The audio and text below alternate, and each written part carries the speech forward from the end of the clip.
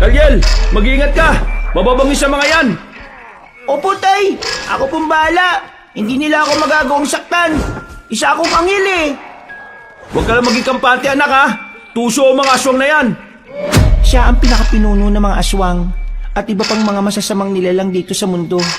Siya ang bathala na kung tawagin ay Sitan. Pada sa likod ka! Humanda ka sa magbabalik ka! Ah! Hindi ka na makakabalik pa, Sitan! Sitan! Sitan! Sitan! Sitan!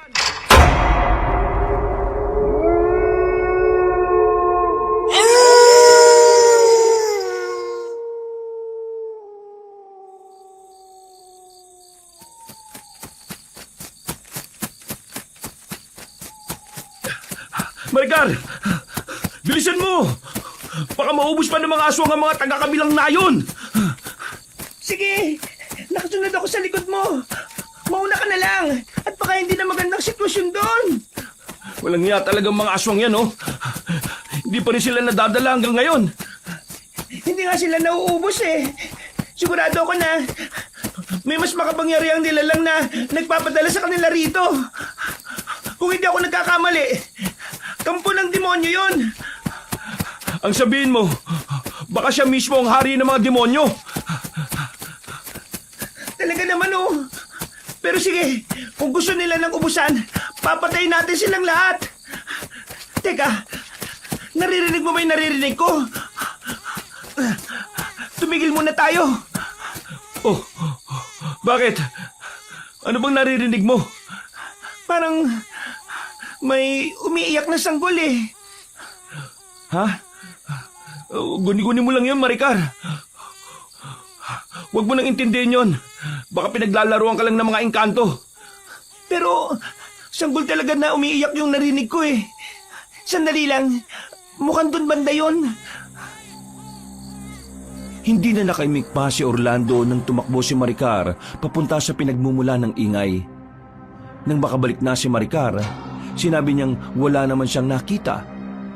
Minabuti niyang magpatuloy sa pagtakbo hanggang sa makarating sila sa kabilang baryo. Nang naroon na sila, pareho silang napakunot ng noo nang malaman nilang wala namang mga aswang doon. Dahil dito, minabuti nilang bumalik na lang sa kanilang dinaanan. Nang malapit na sila sa gubat, nakarinig sila ng mga pag-angil. Sinundan niyo ng mga iyak ng sanggol, kaya nabahala silang dalawa. Mukhang yan yung naririnig ko kaninang umiiyak. Baka nga may sanggol na naiwan sa gubat. Orlando, baka napagdidiskitahan siya ng mga aswang. Baka nga, Maricar. Tara, dito na lang tayo dumaan para mas mabilis nating matuntun yung kinaroroonan niya. Bilisan lang natin. Baka kung ano na nangyayari sa sanggol. Diyos ko naman oh, ilayo niyo siya sa kapamakan. Ayun, mukhang doon nanggagaling yung iyak ng sanggol. Halika, lapitan natin. Ihanda mo lang yung itak mo. At baka may mga aswang nga dyan. Sige Orlando, eto na. Nahugot ko ng itak ko. Huwag lang sila magkakamaling sakta ng sanggol.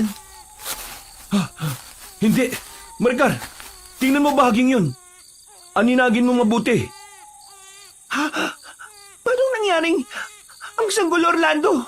Nandiyan ang sanggol at nababalot ng malapad na dayon. Yan oh. Sandali, ako nang kukuha riyan. Magbantay ka lang sa paligid. At baka may iba pang nilalang na narito. Nilalang na narito? Tingnan mo yung mga aswang na nakaandusay sa lupa, Orlando. Sigurado kong naubos na ang mga yon ng kung sino mang nagligtas sa bata. Sino kayang gumawa nito sa mga aswang? Halos durog na ang lahat ng mga ulo nila oh. At naliligo na rin sila sa sarili nilang dugo. Yan ang hindi natin alam. Pero magpasalamat na lang tayo dahil iniligtas niya ang sanggol. Nang makuha ni Orlando ang sanggol, ipinakarga niya yon sa kanyang asawa. Nagpatuloy sila sa paglalakad at habang pauwi sila, naging panay ang paglinga ng lalaki sa paligid. Nakaramdam siya ng kakaibang enerhiya, ngunit ang ipinagtataka lang niya, wala naman siyang nakitang ibang nilalang na nakasunod sa kanila. Pagkauwi nila sa kanilang bahay, agad nilang binihisan ng nasabing sanggol. Habang ginagawa nila yon, naging panay ang pagtawa niyon. Kung nabuhay lang sana ang anak natin, siguro mga ganyan na rin siya kalaki ano. Oo nga, at malamang magkasing likot na rin sila. Sayang at maaga siyang kinuha sa atin. Talagang napakawalang hiya ng mga aswang na yun. Kung hindi dahil sa kanila, hindi sana nawala ang anak natin. Ano ka ba naman? Sigurado ako nakaloob ng Diyos ang sanggol na yan sa atin. Kaya magmula ngayon, siya na ang magiging anak natin. Eh kung siya na nga ang magiging anak natin, ano naman ang ipapangalan natin sa kanya? Alam ko na. Parang anghel ang itsura niya. Pangalanan natin siyang Kalyel. Aba, magandang pangalan yung naisip mo, Maricar, ah. O sige, magmula ngayon, tatawagin na natin siyang Kalyel. Teka, paano na ito ngayon? Ano na pinaplano mo? Gusto ko sana ng tahimik na buhay para kay Kalyel. Itigil na natin ang panunugis ng mga aswang, Maricar. Pupunta tayo sa malayong lugar at doon, magsisimula tayo ulit. Ibig mong sabihin, aalis tayo sa baryo kahit pa na palaging inaatake ng aswang ito? Oo. Hindi natin matututukan ng paglaki ni Kalyel kapag ipinagpatuloy natin ang pagiging manunugis eh. Kailangan ng sanggol na yan ng mag-aalaga sa kanya at magmamahal. Sa bagay, may punto ka naman. O sige, bukas pagkagising, ihanda ko kagad ng mga damit at iba pang mga kagamitan nating dadalhin. Mas mabuti pa nga. O sige, patulugin na natin ang sanggol at nang makapagpahinga na rin tayo. Ako nang bahala.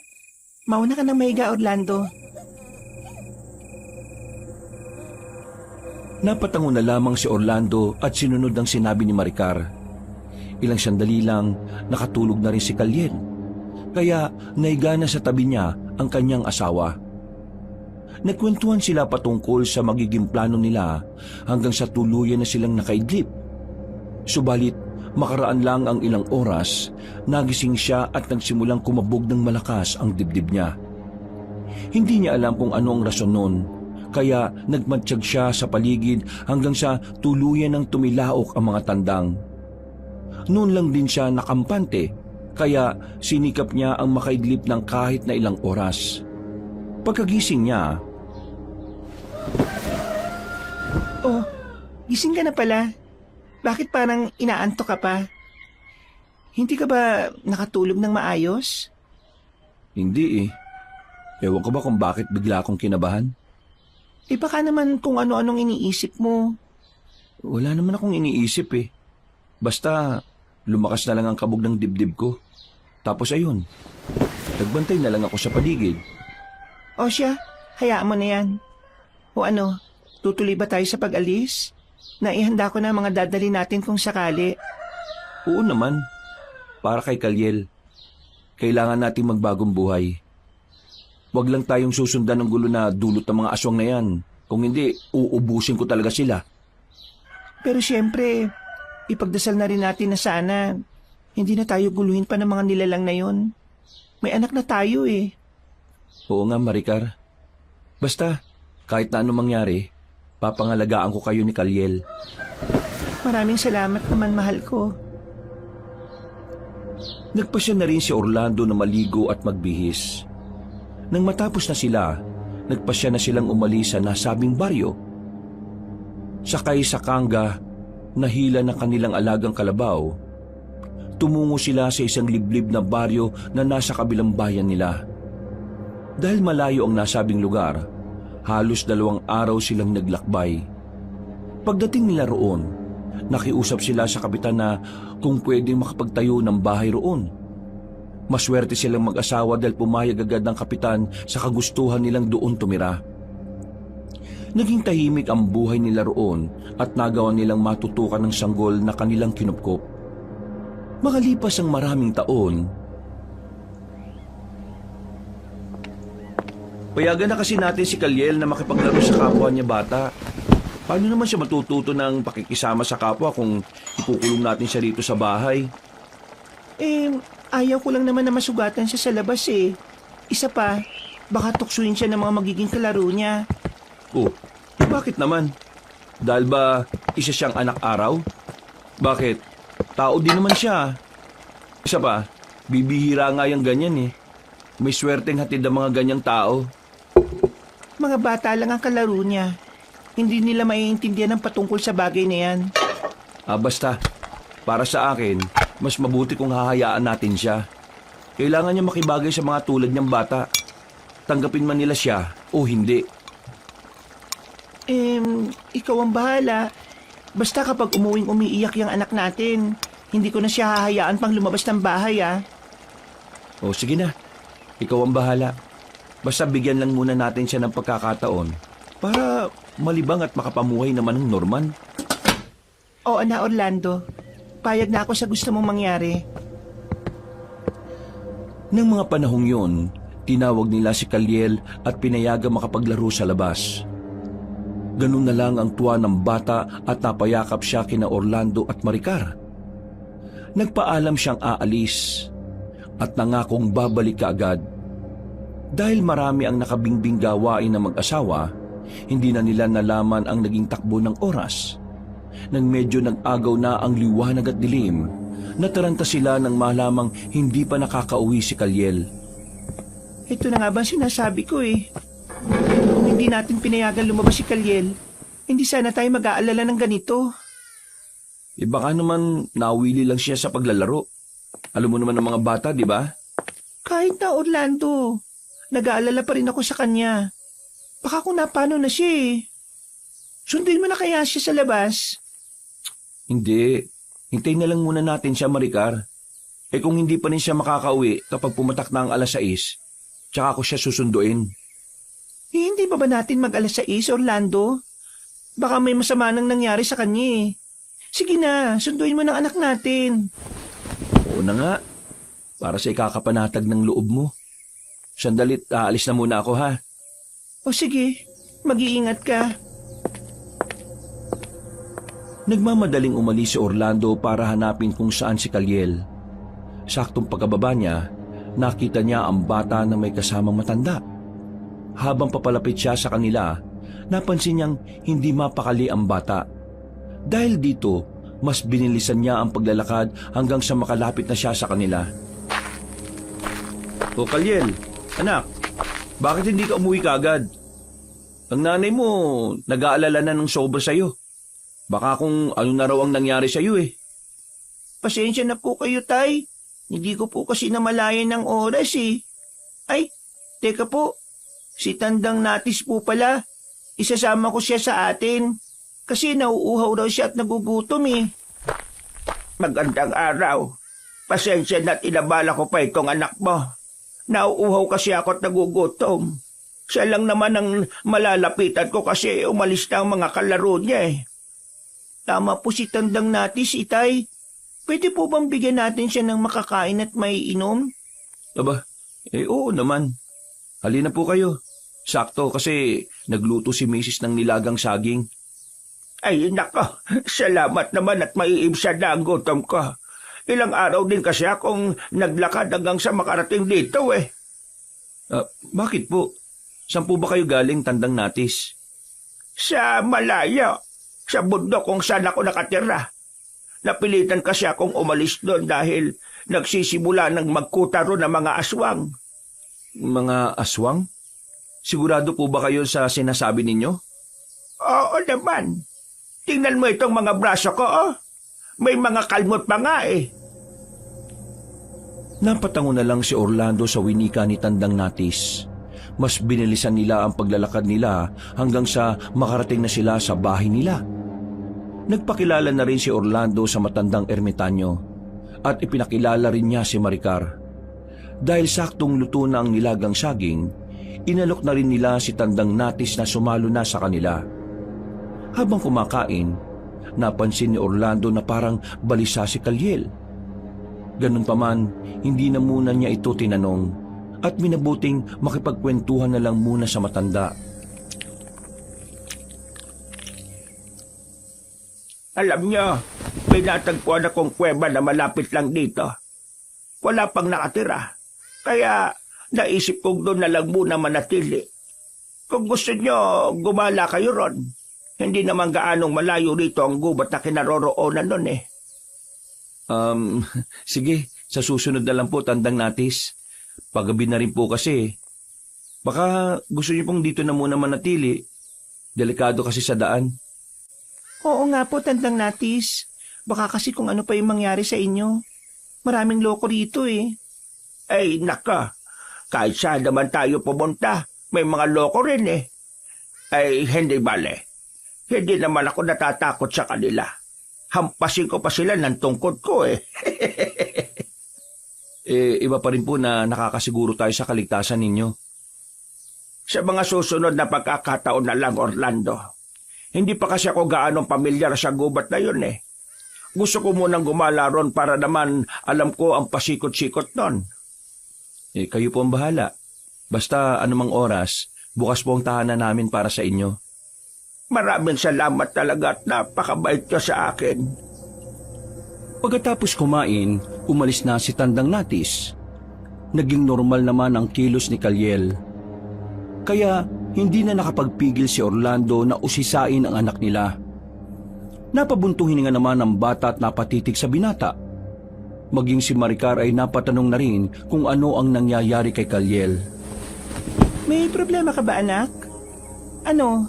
Inaway ka ba ng naging kalaro mo? Hindi po, Nay. Bakit parang kanina ka pa balisa? Parang natatakot ka. Ano ba nangyari, ha? Hindi ko po alam, Nay, Tay. Pakiramdam ko po kasi may kung anong meron si Tandang Natis na nagpapanginig ng buong katawan ko eh. Ano bang ibig mong sabihin? Baka naman tinatakot ka niya para makahingi ng pagkain at maiinom? Hindi po.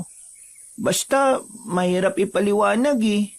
Pero pakiramdam ko may kakaiba talaga sa kanya. Natural lang yan, anak. Isa kasi siyang ermitanyo.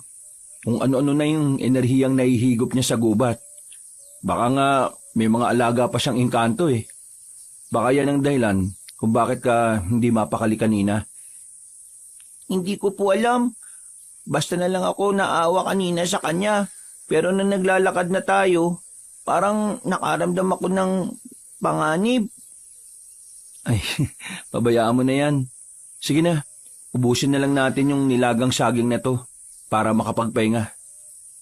Ayos lang ba na ito na muna ang hapunan natin? Oo naman po. Sa totoo nga lang, usog na talaga ako eh. Puno na po yung tiyan ko, Tay. Inilihis ng mag-asawa ang kanilang topic para mawala na ang takot ng bata. Nang matapos na silang kumain, nagkwentuhan silang tatlo patungkol sa kung ano-ano. Kalaunan, pareho silang nakaramdam ng antok. Kaya nagdesisyon silang matulog na muna. Naging mahimbing naman ang tulog nilang tatlo. Pero nang pumatak na ang hating gabi, nagising si Orlando. Dahil sa sigaw ng isa nilang kabaryo. Nagtaka siya kung ano yon, kaya tumayo siya at lumapit sa bintana. Nasa kalagitnaan siya ng pagsilip na makarinig siya ng yabag ng paa na papalapit sa kanya. Itay, bakit po gising po kayo? Ano pong meron sa labas? May narinig kasi akong ingay eh. Parang may sumigaw sa isa nating kanayon. Hindi ko alam kung ano ang rason eh.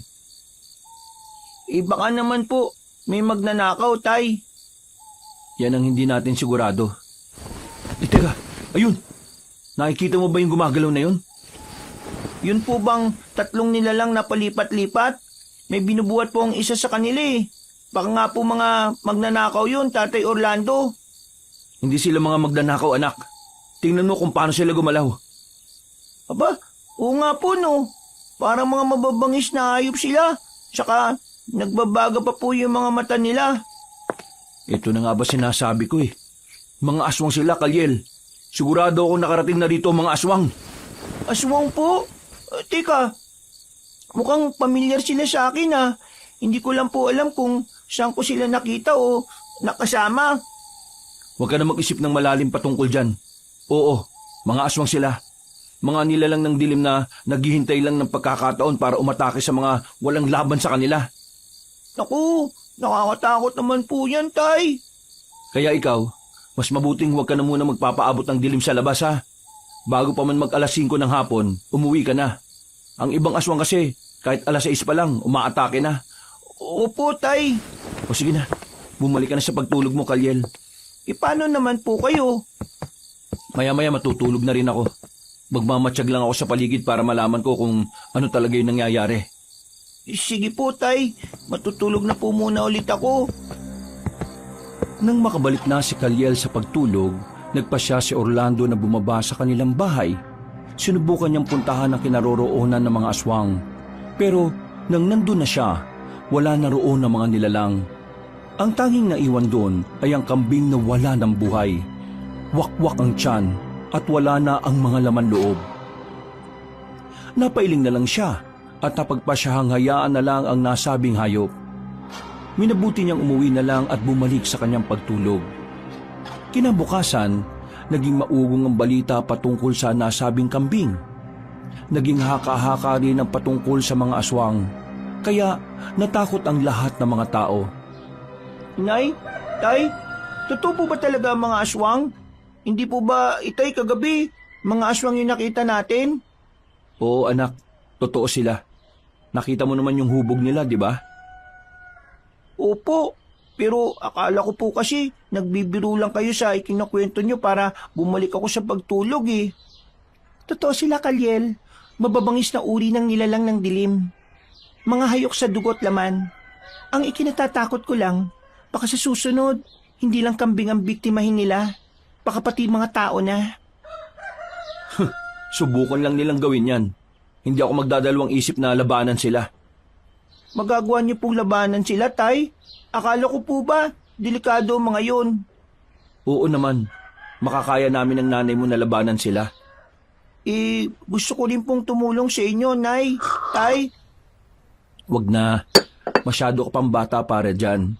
Isa pa, kaya naman naming labanan sila eh. Siya nga pala, Kalyel, mas mabuti siguro kung wag ka muna makipaglaro sa mga kababata mo ha. Delikadong sitwasyon ngayon, anak. At hindi pa natin alam kung kailan ulit aatake ang mga aswang na yon. Sige po, Inay. Dito na lang po muna ako sa loob ng bahay. Magbabasa na lang ako ng mga hiniram kong comics. Mas mabuti pa nga kung ganun, Kalyel. Unahin mo ang kaligtasan mo. Marami pa naman pagkakataon para maglaro eh. Hindi na muna nakipaglaro sa mga batang kagaya niya si Kalyel. Gabi-gabi ring nagmatsyag sa paligid si Orlando, pero hindi na naulit pa ang ganoong pangyayari. Isang gabi, habang nagmamatsyag sa paligid, naibaling niya ang pansin niya kay Kalyel. Lumakas ang kabog ng dibdib niya nang makitang nasa anyo ng isang anghel ang bata at may mga balahibong nagsilaglagan sa banig nito. Lalapitan na sana niya si Kalyel, pero naagaw ang pansin niya ng pag-ungol ni Maricar. Nang muli niyang ibaling ang atensyon niya sa bata, naging normal na tao na ang anyo nito. Maricar, ano nangyayari sa'yo? Bakit bigla kang umungol na malakas? Nananaginip ka ba, mahal? Oo, pero parang totoo. Nakita kong sarili ko na nakagapos sa malapad na bato. Tapos, may mga aswang na nakapaligid sa akin. Ano ba naman panaginip yan? Parang pinaglalaruan ka na naman ng imahinasyon mo ah. Huwag mo na nga isipin ng mga bagay patungkol sa mga aswang na yan. Hindi naman ako natatakot sa kanila eh. Natatakot ako para kay Kalyel. Oh, bakit? Hindi naman siya lumalabas ng bahay natin ah. Kung lumabas man siya, hanggang dyan lang siya sa tapat ng pinto natin. Ewan ko ba? Pakiramdam ko, isang babala ang naging panaginip ko. Basta, kung ako sa'yo, huwag mo nang isipin ang bagay na yan. Matatakot ka lang at hindi makakatulog na maayos. Oo, sige na. Ibabaling ko na lang ang pansin ko sa ibang bagay. Ay, teka. Narinig mo ba yung pagilik ni Kalyel? Napaka-komportable niya sa higaan niya, oh. Oo nga eh. Pero wala ka bang napapansin kakaiba sa kanya? Anong ibig mong sabihin, Orlando? Wala naman ako napapansin sa kanya eh. Bago ka umungol, naibaling ko kasi ang pansin ko sa kanya. O, tapos? Nakita ko nagliliwanag ang katawan niya. Tapos, bigla siyang lumutang. Lumutang? Paano nangyari yun? Ay nako, baka inaantok ka na. Matulog ka na muna kung hindi mo na kaya. Sige na. Hindi pa naman ako inaantok. Pero oo, lumutang siya. At alam mo ba, may nakita akong mga maninipis na balahibo na kagaya ng sa ibon. Baka naman may mga ibong nangingitlog sa bubungan natin. Hindi. Sigurado ako na mula talaga yun sa katawan niya. Parang nalaglag eh. Hindi kaya isa siyang anak ng anghel? Yan ang hindi natin alam. Kung totoo man yung sinasabi mo, mas kailangan natin mag-ingat. Baka pag-interesan siya ng mga masasamang nilalang eh. Subukan lang nila. Dadaan muna sila sa ibabaw ng bangkay ko. Dahil sa nangyari kay Kalyel, nagpasya silang mag-asawa na bantayan ang bata hanggang sa tuluyang mag-umaga. Minabuti na rin nilang huwag na munang tanungin ang anak nila patungkol doon. Dahil baka maging siya ay walang alam sa nangyari sa kanya. Kinabukasan, maaga pa lang, may tumatawag na kagad sa kanila.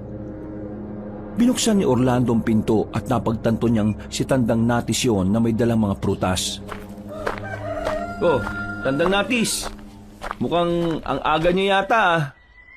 Bakit po may mga dala kayong prutas? Gusto ko lang sanang bumisita sa inyo, lalo na kay Kalyel. Ito, dinalan ko kayo nitong napitas ko sa loob ng gubat. Masasarap at matatamis ang mga ito. Salamat po talaga, Tandang Natis. Ay, walang anuman. Teka, nasa na pala si Kalyel? Tulog pa rin ba? Ewan ko po ba? Sandali, pupuntahan ko po muna siya. Maricar, ikaw na munang bahala kay Tandang Natis ha. Ayos lang ako. Sige, gusto ko siyang makita eh. Napakunot ng noo si Orlando kung bakit hindi lumabas ng kwarto niya si Kalyel. Nagmamadali siyang pumunta roon at nang naroon na siya, naabutan niyang nakatalukbong ng kumot ang bata. Tinawag niya yon, kaya kinuha ng bata ang kumot saka humarap kay Orlando.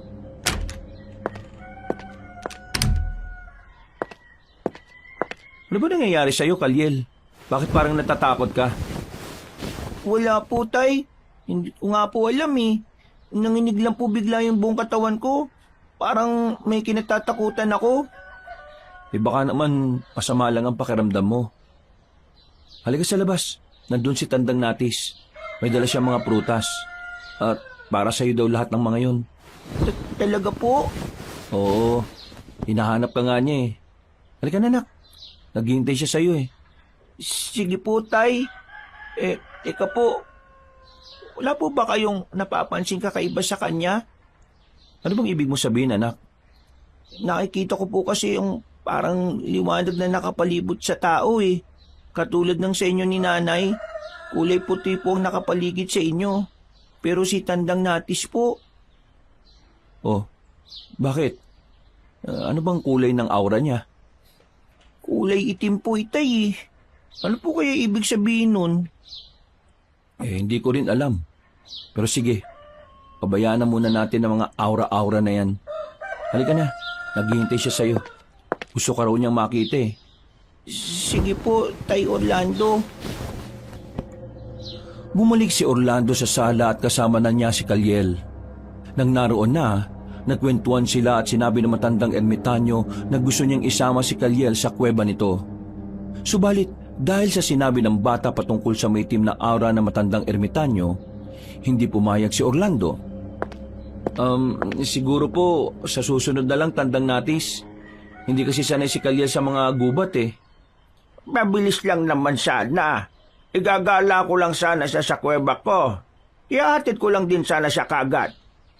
Sa susunod na lang po, Tandang Natis. Pangako po, sasama na ako sa susunod. Basta po kasama si nanay o si tatay ha. Sige. Basta pangako mo yan, Kalyel ha. Oo naman po. Napangiti na lang si Tandang Natis saka nagpaalam na aalis na. Nung wala nang matanda, napagkwentuhan nila ang patungkol sa maitim na aurang yon.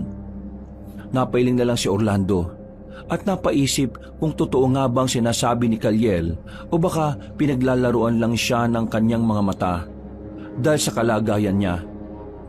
Minabuti nilang huwag nang kainin ang prutas dahil baka kung ano pa ang mangyari sa kanila. Kinagabihan, matutulog na sana silang tatlo nang makarinig sila ng ingay sa hindi kalayuan. alam nila na sa baryo lang nila nanggagaling yon. Kaya nabahala sila. Maricar, mahal, magpaiwan ka na rito ha. Samahan mo lang si Kalyel. Aalis muna ako at aalamin ko kung ano ba yung nangyayaring yon. Hindi kita pwedeng hayaan na mag-isang susugod doon. Sasama ako sa'yo. Wag na. Walang makakasamang anak natin dito. Mamaya baka kumapano pa siya rito. Hayaan mo, babalik din kaagad ako. Pero delikado ang gagawin mo eh. Mukhang marami ang mga aswang na nananalasa sa kanayunan. Baka kung ano pa mangyari sa'yo, Orlando. Ako rin po. Gusto kong sumama sa inyo. Tutulong din po ako, inay, tay. Hindi anak. Dito ka lang sa bahay natin. At baka kumapahama ka pa. Mas ligtas ka kung may iwan ka rito. Pero baka kung sundin mo na lang ang sinabi ng tatay mo, anak. Mas ligtas ka dito sa bahay. Teka, Orlando, baka hindi mo sila kayanin. Kailangan mo ng tulong ko. O sige Maricar, kung gusto mong sumama, papayagan kita. Pero siguraduhin na lang muna natin na nakasara ng mabuti ang mga bintana sa kapintuan bago tayo umalis. Baka kasi makapasok ang mga aswang dito sa atin eh. Sandalit kukunin ko lang ang mga itak natin. Sige, gabayan sana tayo ng Panginoon. Isuot mo na rin ang medalyon mo at nang may karagdagang proteksyon tayo. Kailangan pa ba yon? May mga mutya naman tayong naisubo saka naibaon na sa katawan natin yon. Sige lang, mas mahalaga may iba pa tayong proteksyon. Ang mutya ay galing sa kalikasan at ang medalyon naman natin nagmula sa karunungan ng Diyos. O siya, sige na. Sandali lang at kukunin ko rin yung mga yon at na makaalis na tayo. Nang makabalik na si Maricar, inihabilin ni Orlando si Kalyel na huwag lalabas kahit na ano pa man ang mangyari. Napatungo naman ang bata at isinara niya ang pinto nang makababa na sina Orlando. Nagmamadaling naglakad ang mag-asawa hanggang sa tuluyan na silang makalayo sa kanilang bahay. Nasa kalagitnaan na sila ng paglalakad nang makarinig sila ng mga angil na nagmumula sa pinakadulong bahagi ng baryo nila. Sinipat nila ang paligid hanggang sa may makita silang mga nilalang na nagkalat at animoy na kanya-kanya sa paghahanap ng mabibiktima. Hindi maganda to. Mukhang naglipanan na sila sa baryo ah. Hindi kaya may nagpadala sa kanila rito? Hindi ko alam. Baka nga malapit lang dito yung lungga nila eh. At baka panahon nila ngayon para mambiktima. Kawawa ang mga taong nagiging biktima ng mga aswang na yan. Tama ka. Kaya kailangan natin silang tulungan. Ayaw ko matulad ng mga tao dito sa mga taga-kabilang nayo natin dati. Inubos sa mga aswang. Dahil wala silang kakayahan na lumaban. Wala tayong ibang mapagpipilian kung hindi ang bumalik sa dati nating ginagawa. Pero sa panahon ngayon, mas kailangan nating mag-ingat. May anak na tayong naghihintay sa pag-uwi natin. Tara na. Kung hindi man natin mauubos sa mga aswang, hahanapin natin ng paraan para maitaboy sila. Sige, kailangan na natin mapaghandaan ang susunod na pag-atake nila. Natigilan sila sa pag-uusap na may makita silang tatlong nilalang na papalapit sa kanilang pwesto. Inihanda nila ang kanilang itak at nang ilang dipan na lang ang layo ng mga aswang, sinugod nila ang mga yon sa kanilabanan. Nasa kalagitnaan na sila ng pakikipaglaban sa tatlong nilalang nang mapansin nilang may iba pang aswang na papalapit sa kanilang kinaroroonan. Nabahala si Orlando para sa kaligtasan nila, kaya mas pinag-igihan pa niya ang pakikipaglaban. Subalit dahil mas malakas ang mga aswang at mas marami sila, nagawa nilang mapabagsak ang mag-asawang manunugis. Orlando, paano na si Kalyel? Baka kung anong gawin sa kanya ng mga aswang. Mamamatay na tayo rito, Orlando. Hindi tayo mamamatay. Sandali, sisikapin ko makapalag sa kanila. Lalabanan ko silang lahat, kahit na mano-mano lang. Huwag. Baka kung patayin ka nila kaagad. Alamin na muna natin kung saan nila tayo dadalhin. Hindi ko nahihintay ng bagay na yan. Kailangan ko maubos sa mga aswang na ito. Alang-alang kay Kalyel. Pero baka kung... Pakawalan niyo ako! Mga demonyo kayo! Sinasabing... Orlando! Bakit niyo naman siya tinadyakan sa dibdib? Mga hayop kayo! Huwag kang umiyak. Hindi mo dapat ipinapakita ang kahinaan mo sa mga nilalang na yan. Mas lalo lang nila tayong pahihirapan yan eh. Itigil na ninyong ginagawa niyong yan. Pakawalan niyo na kami. Kayo mga aswang ang salot sa mga liblib na baryo. Kapag hindi niyo kami pinalaya, gaganti ang anak namin sa inyo. Maricar! Mga demonyong aswang kayo! Wala na kayong sinasanto ah! Kahit babae sinasaktan nyo! Magbabayad kayo! Natigilan si Orlando sa kanyang pagsasalita nang makakita siya ng isang nilalang na lumilipad palapit sa kanilang kinaroroonan. Napaintuli ng mga aswang sa pagkaladkad sa kanila at napatingin sa bahagi kung saan nakatitig si Orlando. Nang ibaling niya ang pansin kay Maricar, nabahala siya na makitang nawala na ng malay ang asawa niya. Dahil dito, sinamantala niya ang pagkakataon para iligtas ang asawa niya. Inakala niyang mahuhuli sila ng mga aswang nang mapaangil ang mga yun. Pero nang lingunin niya, nakita niya kung paano sila nakipaglaban sa isang batang nagliliwanag at merong pakpak na kagaya ng sa ibon. Maricar! Maricar! Gumising ka! Uy! Anong nangyayari? Nandiyan pa ba ang mga aswang? Nakaligtas ba tayo, Orlando? Hindi pa tayo tuluyang ligtas. Pero ang importante, nakawala tayo sa mga aswang na yun. Anong nangyayari sa mga yon? Bakit nandito tayo at hindi ka nakikipaglaban sa kanila? Ayun, tingnan mo kung anong kalaban nila. Hindi. Totoo ba nakikita ko? Isang batang anghel ang nilalabanan ng mga aswang na yan? Nung una, medyo nagduda pa nga ako eh. Pero nang makita ko siya ng malapitan, naisip kong isa nga siyang anghel. Baka kung mapano siya, kailangan matulungan natin siya. Baka kung ano pa ang gawin ng mga aswang na yan sa kanya eh. Sige, mas mabuti pa nga. Sandali lang at hahanapin ko yung itak ko. Dito ka lang muna ha. Ako lang tutulong sa anghel. Sige, mag-iingat ka, Orlando. Huwag kang magpapatalo sa mga aswang na yan. Hinanap ni Orlando ang itak nila at nang makita niya, patakbo siyang sumugod sa mga aswang at anghel na naglalaban. Nang naroon na siya, nagtaka siya dahil hindi niya magawang aninagin ang mukha ng anghel. Pero naramdaman niya ang koneksyon nilang dalawa. Nang makita naman siya ng 5 aswang, umatake sila sa kanya. Kaya buong tapang niyang nilabanan ang mga yon. Napailing na lang siya nang makita kung paano tumilapo ng mga nilalang na umaatake sa anghel. Ipinagpatuloy ni Orlando ang makikipaglaban hanggang sa maubos na nila ang mga aswang na naroon. Sinubukan niyang kausapin ang nilalang na tumulong sa kanila. Pero sa halip na sumagot, lumipad na ito palayo hanggang sa nawala na yon. Minabuti na rin niyang balikan na lang si Maricar na nooy nakatayo na rin. Ubus na ang mga aswang, pero hindi natin alam kung kailan ulit aatake rito yung mga yon. Ang anghel, nasaan na siya? Nakausap mo ba siya? Hindi eh. Bigla na lang umalis nung tanungin ko siya. Parang umiiwas. Sayang naman. Nalaman na sana natin kung sino yung nagpadala sa kanya at kung bakit niya tayo tinulungan. Tutulungan kaya niya ulit tayo? Yan ang hindi natin alam. Pero kung tutulong man siya sa atin, sana bigyan niya tayo ng pagkakataon para makilala siya. Teka, ang mga katawan pala ng mga aswang. Anong gagawin natin sa mga yan? May malalim na bangin malapit dito sa dulo ng baryo. Ilog ang nasa ilalim nun. Kaya siguradong aanurin sila ng tubig. Hawakan mo na lang itong mga itak at ako nang bahala sa mga katawan nila.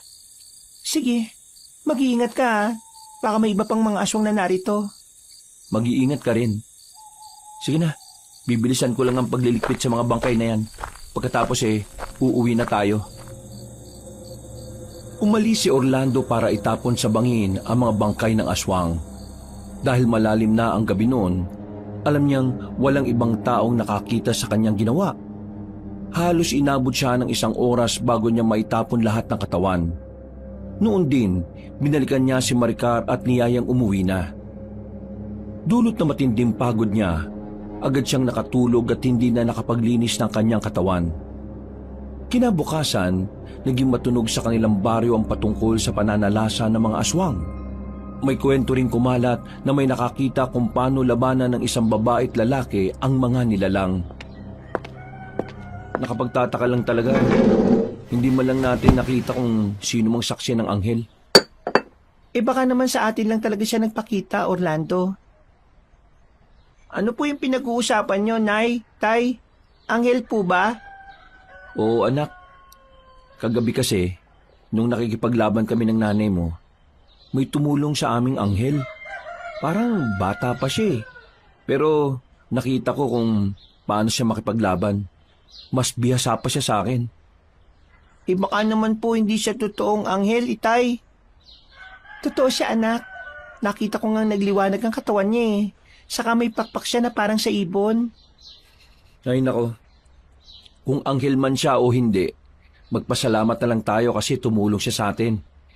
Hindi rin nagkaroon ng pagkakataon ng mga aswang na maghasik ng lagim dito. Kaya ikaw, Kalyel, mag-iingat ka palagi ha. Huwag kang gagala sa kung saan-saan at uuwi ka lang kung kailan mo lang gustuhin. Opo, mag-iingat ako palagi, Nay. Saka, hindi rin naman po ako nakikipaglaro sa mga bata rito eh. Mas gusto kong dumito na lang sa bahay natin. Yan, mabuti yan anak. Hindi naman masama ang makipaglaro eh. Pero sa panahon ngayon, unahin mo na muna yung kaligtasan mo. Opo, Tay. Ilang araw ring naging matunog ang patungkol sa nangyari. Nang medyo humupa na ang kwento patungkol kina Orlando, naging normal na rin naman ang buhay nila. Ganun pa man, hindi sila nakampante. At kapag sumasapit ang dilim, inihahanda na nila ang sarili nila para sa muling pananalasa ng mga aswang. Ikinuwento na rin nila kay Kalyel ang pagiging manunugis nila para maintindihan nito ang kung anong klase ng buhay ang meron sila. Kaya kami lumipat dito para mabigyan ka namin ng maganda at tahimik na buhay. Dito kasi wala gaanong nakakakilala sa amin. Bakit po may mga aswang ding umaatake dito? Hindi po kaya nasundan nila tayo? Yan ang hindi natin alam, anak. Pero mukhang hindi naman siguro. Baka talagang nandito na sila bago pa man tayo tumira rito. Pero bakit po tayo titira pa dito kung ganito rin naman pala yung sitwasyon sa lugar na to? Pero alam niyo po, hindi po ako natatakot sa mga aswang na yan eh. Gusto ko nga pong sumama sa inyo para labanan sila. Ay nako, kung ako sa'yo anak, at tupagin mo yung pagbabasa ng mga aklat at comics. Diyan, kahit papano unti-unti matututo ka. Tama ang tatay mo. Hayaan mo, sa susunod na taon, papaaralin ka na namin. Hindi sapat ang mga tinuturo ko sa iyo eh. Iba pa rin kapag pumapasok ka sa paaralan. Talaga po, Nay? Oo, may naipon na kaming pera para dyan. Hindi habang buhay dito ka lang sa bahay natin anak. Naku, maraming salamat po. Sabik na nga po ako makapag-aral kagaya ng iba kong kalaro dito eh. Sa wakas. Napangiti na lang si Orlando nang makita niyang masaya ang kanilang anak. Nasa kalagitnaan sila ng ganong sitwasyon nang maaninag nila si Tandang Natis na papalapit sa kanilang bakuran. Sa hindi malamang rason ni Orlando, nakaramdam rin siya ng kaba. Sinabihan niya sina Maricar at Kalyel na pumasok muna sa kanilang bahay. Pero tumanggi ang dalawa. Magandang hapon sa inyo. Magandang hapon din po, Tandang Natis. Ano pong sadya niyo dito at naparito kayo? Ay, may nabalitaan kasi ako patungkol sa nangyari rito. May umatake raw ng mga aswang at nilabanan sila ng babae at lalaki sa tulong ng isang anghel. Anghel? Saan po ba nagaling yung kwentong yan, Tandang Natis? Baka kwentong barbero lang yan. Sa pagkakaalam ko po kasi sa kwentong nagkalat dito, 2 tao lang po ang nakipaglaban sa mga aswang Malabo po yung sinasabi nyo. Base naman sa nakuha kong impormasyon may anghel daw na tumulong sa 2. Kaya nagawa nilang matalong mga aswang. Ay nako, kung sino man po yung nagbibigay ng impormasyon sa inyo, sigurado na gumagawa lang siya ng kwento. Natitiyak kong sinusubukan ka lang po niyang linlangin. Hoy siya, hayaan natin yon. Kung may anghel man na tumulong o wala, hindi naman mahalaga yun Ang importante siya ngayon, si Kalyel. Gusto kong sumama siya sa akin dahil may ibibigay ako sa kanya. Ako po, Tandang Natis. Ano po yun? Saka mo na malalaman kapag nasa kuweba na tayo. O ano, sasama ka ba? Napag-usapan na po natin yan sasama si Kalyel kung kasama niya ako. Pero baka nakakaaksaya sa oras mo. Ang bata na lang, may bibigay lang naman ako sa kanya na isang importanteng bagay. Sige po, sasama ako pero basta sasamahan ako ni tatay. Kung hindi kayo papayag, hindi rin ako sasama sa inyo. Ay nako, oo na. Dalawa kayo ng tatay mo sasama sa akin. Maricar, sandali lang to. Kapag natapos na yung pagbibigay ni Tandang Natis sa mga bagay na gusto niya, uuwi ka agad kami. Basta mag-iingat kayo ha. Huwag kayong magpapagabi. Oo. Alam naman namin na natatakot ka mag-isa rito sa bahay eh. Inutusan ni Orlando si Kalyel na kumuha na muna ng sombrero at nang makabalik na ang bata, nagsimula na silang maglakad patungo sa gubat kung saan naroroon ang kuweba ng ermitanyo. Habang papunta roon, naging panay ang kwento ni Tandang Natis patungkol sa naging buhay niya bilang ganoon. Dahil sa pagkukwento ng matanda, hindi na nila namalaya ng oras at medyo madilim na nung nakarating sila sa loob ng gubat. Hindi rin pamilyar kay Orlando yun, dahil sakop na ng kabilang baryo nila ang nasabing kagubatan. Ang baho! Bakit po kaya amoy patay na hayop dito? Oo nga po, Tandang Natis. Hindi po ba ninyo napapansin yung amoy na yan? Parang sinadya na rito itapon yun ha. Kanina wala pa yan. Baka may nagtapon nga lang yan dyan. Hayaan nyo, hahanapin ko yan sa kay Lilibeng.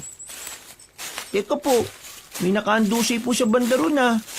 Tara, puntahan po natin para malaman natin kung ano yon, tay. Wag na. Mamaya baka kung ano pa yan. Mapahamak pa tayo, anak. Tama ang itay mo, Kalyel. Sigurado na patay na bayawak lang yan. Halos lahat kasi ng mga mababangis at ligaw na hayop dito nagpapatayan at nag-aagawan ng pagkain. Ganun po ba, Tandang Natis? Oo, kaya wag mo nang pansinin yan. Tara na, mas bilisan pa natin ang paglalakad at malapit na tayo sa yungib ko. Sige po, Tandang Natis. Saan po ba banda yung kuweba nyo? Basta, makikita nyo rin kaagad yan kapag malapit na tayo. Mas binilisan nila ang paghakbang hanggang sa makarating sila sa tapat ng kuweba. Medyo maliit lang ang umbok nun sa lupa, pero ang butas nun ay kasyang 2 tao. Bago nagpatuloy, iginala pa nila ang paningin nila sa paligid at nang sumenyas na si Tandang Natis, pumasok na sila roon. Ang ganda po ng kuweba nyo. Sa labas parang napakasukal at hindi mo akalain na ganito pala sa loob. Saka maliwanag pa. Dahil yan sa mga kakaibang bato na narito. Sandali, may mga natitira pa akong prutas na pinitas ko kahapon. Wag na po, Tandang Natis. Busog pa po kami. Ang mas mabuti pa po, ilaan na lang po ninyo yon para sa sarili ninyo. Bibihira lang kayo makalabas dito eh. Sige, ayun bahala. Ano po ba yung dahilan at gusto nyo kami pumunta dito ni Kalyel? Gusto ko sanang ibigay sa kanyang isang mahiwagang bato para pamproteksyon niya laban sa mga masasamang elemento. Nakikita kong magiging lapitin siya sa iba't ibang nilalang Talaga po? Ano po ba yan? Baka po dahil sa kalagayan niya, no? Yan ang hindi natin alam. Pero sigurado ako na may mas malalim pagdahilan. Nababasa ko ang aura niya At hindi ko maintindihan ang liwanag na bumabalot sa katauhan niya. Ano pong ibig niyong sabihin? Hindi ko pa alam.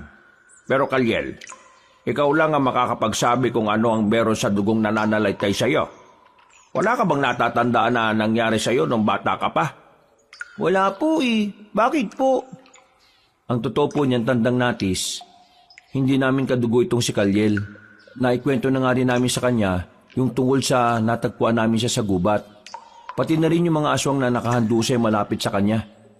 Ibig mong sabihin, hindi kayong totoong magulang ng batang ito? Kung ganun sino? Napakibit balikat na lamang si Orlando dahil sa naging tanong ni Tandang Natis sa kanya. Hindi niya alam kung ano ang isasagot. Lalo pat wala rin pala tandaan kung sino ang nag-iwan kay Kalyel. Na mga sandaling yon, ibinigay ng ermitanyong isang mutya ng lawin sa bata. Itinago naman ni Kalyel yon, saka nagpasalamat sa matanda. Ingatan mo ng mabuti yan, ha? Dahil dyan, magkakaroon ka ng matalas na pakiramdam. Malayo pa lang ang panganib alam mo na. At magagawa mong iwasan. Maraming salamat po, Tandang Natis. Pangako po, iingatan ko ito. Gawin mo ng kwintas nang hindi mo maiwala, Kalyel.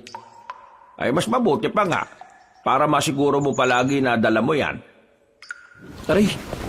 Teka, ulo ko. Sobrang sakit ng ulo ko. Ay bakit? Ano ba nangyayari sa iyo? Biglaan naman yata yan. Hindi ko nga rin po alam eh. Parang pinipiga ang utak ko. Aray! Ay sandali, gagamutin kita. Ipikit mo lang ang mga mata mo at ilang sandali lang ay mawawala na yan. Sige po, Tandang Natis. Aray! Ipinatong na matandang ermitanyo ang palad niya sa ulo ni Orlando. Nasa ganong kalagayan siya nang hindi niya inaasahan, bigla siyang nagkaroon ng pangitain. Nakita niya si Maricar na tinatangay ng mga aswang, kaya bigla siyang kinabahan. Agad niyang sinabi yung kay Tandang Natis kaya nagtaka naman ang naturang ermitanyo. Kailangan na po namin makauwi. Baka po kung ano nang nangyayari kay Maricar. Huwag mo nang isipin ang pangitain mo. Sigurado ako na nag-aalala ka lang dahil na iwang mag-isang asawa mo sa bahay niya. Mas mabuti pa po kung umuwi na po muna tayo, Tay. Nakita ko rin kasi sa pangitain ko yung tungkol sa sinasabi niyo eh. Diyos ko, sana naman walang mangyari masama kay Maricar. Sige, Kalyel, umuwi na tayo. Kung ano man ang mangyayari, bumalik kayo rito, ha? Baka kailanganin nyo ng tulong ko. Sige po, Tandang Natis. Maraming salamat po talaga sa inyo. Aalis na po kami. Mag-iingat kayong dalawa, lalo ka na, Kalyel. May malaki ka pang misyon dito. Ano pong ibig niyong sabihin? Basta, sa susunod na lang natin pag-usapan ng bagay na yan. Sige na, baka kailangan na kayo ni Maricar. Noon din, lumabas sina Orlando sa kuweba. Napalingon pa sila roon at agad na nakaramdam ng kilabot. Dahil madilim na ang paligid, binilisan nila ang paglalakad nila hanggang sa makarating na sila sa baryo nila. Nang makita na nila ang bahay nila, lalo nilang binilisan ang paglalakad. Subalit, nang maaninag niyang nakatiwangwang ang bintana at pinto sa ganong oras, nabahala na si Orlando. May nangyari sa nanay mo. Tara, kailangan makarating kagad tayo sa bahay at ang malaman natin kung ano yun. Teka po, may naririnig akong sigaw ng babae sa malayo. Diyos ko, sana naman hindi si Maricar yun. Mukhang papunta po sa bundok, Tay. Basta boses ng babaeng naririnig ko. Kalyel, tumakbo na tayo pa uwi. Baka kinuha siya ng mga aswang. Ang mga hayop na yun. Magbabayad sila kapag may ginawa silang masama kay Maricar. Nang makarating sila sa tapat ng bahay nila, naging panay ang pagtawag nila kay Maricar. Subalit, nang walang sumasagot, pumasok na sila. Ganun na lang ang kabang naramdaman ni Orlando nang malamang wala roon ang asawa niya. Lumabas pa siya para alamin kung nandoon ang babae, ngunit wala ng presensya yon. Wala rito si Maricar. Wala akong alam na pwede niyang puntahan. Wala naman siya kaibigan dito eh. Iba ka po tama yung naging pangitain natin, Tay. Sana nga hindi. Pero kung totoo, kailangan kong iligtas ang nanay mo. Baka kung anong gawin sa kanya ng mga aswang. Sasama po ko sa inyo, Tay. Pero masyado ka pang bata. Baka kung pagtulungan ka ng mga aswang at pati ikaw, mapahamak. Hindi naman po siguro, Tay. May ibinigay naman sa akin si Tandang Natis eh. At sigurado na makakatulong din ito sa atin. Sige, ikaw ang bahala. Pero bago siguro ang lahat, bumalik muna tayo kay Tandang Natis. Baka matulungan niya tayong mahanap yung kinaroroonan ni Maricar. Sige po, Tay. Pero bago tayo umalis, kunin muna natin ng itak at ang may panlaban tayo kung sakali. Pakikuha mo na rin yung gasera at ang may magamit tayo pang ilaw. Opo, Tay. Sandali lang po. Habang naghihintay kay Kalyel, napaisip si Orlando kung ano ang motibo ng mga aswang para dukutin si Maricar. Nang mapagtanto niyang baka gusto silang gantihan ng mga aswang, nanginig ang kalamnan niya dahil sa galit.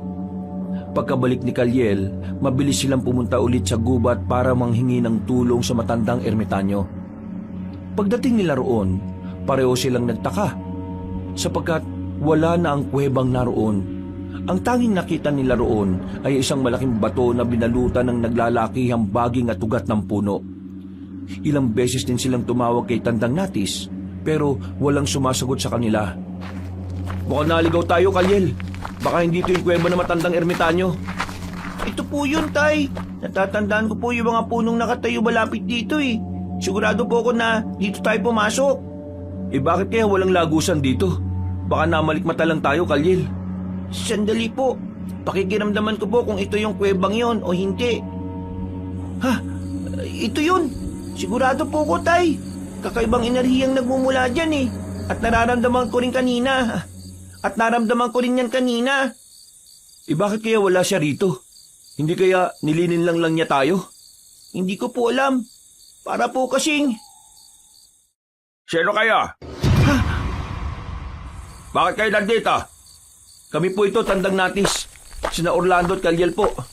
Ay, kayo pala. Teka, bakit bumalik kayo rito? May kailangan ba kayo? Opo, may nangyari po kasi, Tandang Natis. Ay bakit? Ano ba nangyari? Isinalaysay nila ang patungkol sa pagkawala ni Maricar.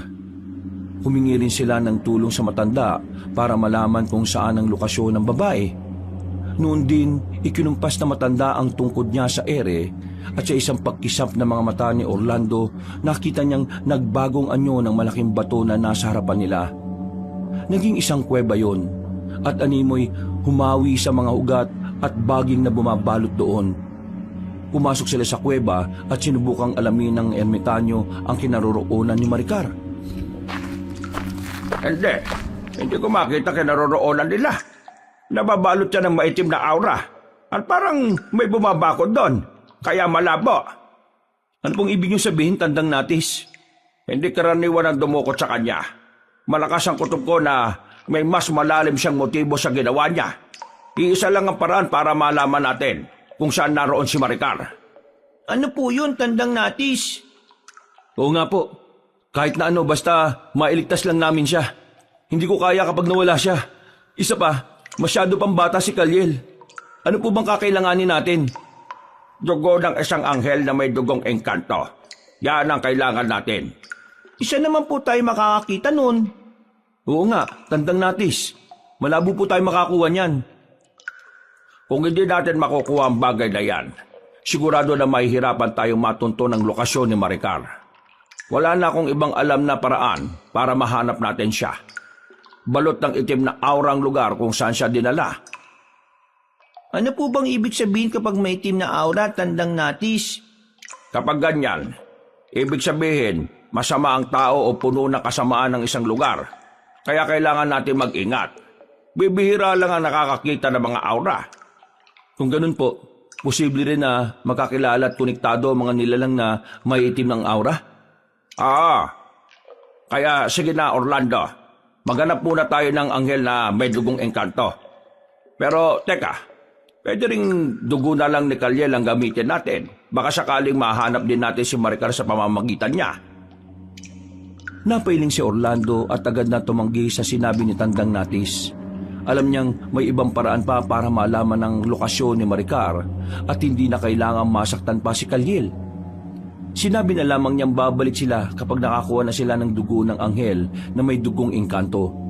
Pero hanggat wala pa, sila na mismo ang magsusumikap para hanapin ang babae. Noon din, nagpaalam sila ni Kalyel upang puntahan ang bundok na pinakamalapit sa kanilang lugar. Tara na, kailangan mahanap kagad natin ng nanay mo.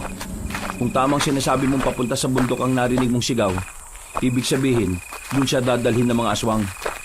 Ano po kaya kung dugo na lang po ang gamitin natin? Baka naman po kung sakali, mahanap din natin kagad si nanay. Huwag na anak. Hindi natin alam kung ano talagang intensyon ng ermitanyong yun eh. Isa pa, narinig mo naman ang sabi niya, di ba? Yung alin po? Yung patungkol sa maitim na aura? Oo anak. Hindi ba't nasabi mo dati na maitim ang aura ng ermitanyong yon? Malakas ang kutob ko na masama siya. Baka may kinalaman nga siya sa pagkawala ni Maricar eh. Pero ano po kaya ang rason niya at bakit niya tayo ginugulo? Yan ang hindi pa natin alam. Pero kung ano man yan, siguradong masama yan at pansariling interes lang ang iniisip niya. Hindi na po ba tayo babalik sa kanya? Teka po, paano na tong mutya ng lawi na ibinigay niya sa akin? Itatapon ko na po ba? Huwag na muna, Kalyel. Hindi pa natin alam kung ano talaga nandyan sa mutya eh. Kapag malalaman nating masamang epekto niyan sa'yo, saka na natin yan itatapon. Sige po, Tay. Kayo po masusunod. O sige na, anak, kailangan mahanap kagad natin ng nanay mo bago pa man magtagumpay ang aswang sa kanilang masamang binabalak. Humanda rin sa akin ang matandang ermitanyo na yon kapag nalaman kung may kinalaman siya sa pagkawala ng nanay mo. Habang binabaybay nila ang daan patungo sa bundok, may mga narinig silang mabibilis na yabag ng paa. Natigilan sina Orlando at nagmatsyag sa paligid. May naamoy silang malansang samyo. At makaraan lang ng ilang minuto, may narinig silang sigawan ng mga tao sa nayon. Pareho silang kinutuban, kaya sa halip na dumiretso sa bundok, nagkasundo silang tumungo sa kanayunan para alamin kung ano ang nangyayari. Sigurado na mga aswang ang mga yan. Hindi pa rin sila nadadala ah. Humanda sila. Ano pong binabalak natin? Unahin na po ba muna natin ang mga kanayo natin? Oo, kapag masiguro nating ligtas sa mga kabaryo natin, saka natin ipagpapatuloy ang pagpunta sa bundok. Baka naman magkataon magpakita ulit ang anghel. Pero po, hindi po ba kasalanan na huliin natin ng isang anghel? Baka po kung ano pong maging balik nun sa atin eh. Hindi naman natin siya papatayin ah. Ay, ganun po ba? Sige po, Tay. Sana magpakita siya para makahingi tayo ng kaunting dugo mula sa kanya. Sana nga. At sana isang anghel na may dugong engkanto makita natin. Tara na, Kalyel. Kapag marami na mga aswang, magtago ka na lang muna para walang masamang mangyari sa iyo ha. Sige po, Tay.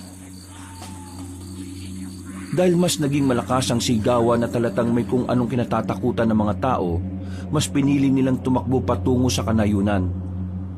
Nang natatanaw na nila ang nayon, nakita nila ang iilang kabahayan na nasusunog. May ilang nakalumpasay sa lupa at ang iilan sa mga tao ay nakahandusay na at walang buhay. Dito ka lang sa likod ng punong to. Magtago ka na mabuti ha. At baka makita ka ng mga aswang. Sige po, Tay. Huwag po kayo mag-alala sa akin. Kapag po may nakita akong aswang na papalapit dito, lalabanan ko po sila. Wag na anak. Baka hindi mo pa kaya eh. Lalo pat bata ka lang. Mas mabuting umiwas ka na muna sa kanila. Sige po. Kung yan po ang mas nakabubuti, yan ang gagawin ko, Tay. Akyat na lang po muna ako sa puno kung sakali. Mas mainam pa nga. Para naman hindi ka madaling mapansin ng mga aswang. O sige na anak, tutulungan ko na muna yung mga kabaryo natin. Sige po, mag-ingat po kayo, Tay, ha. Ikaw rin, Kalyel. Magtago ka rito na mabuti.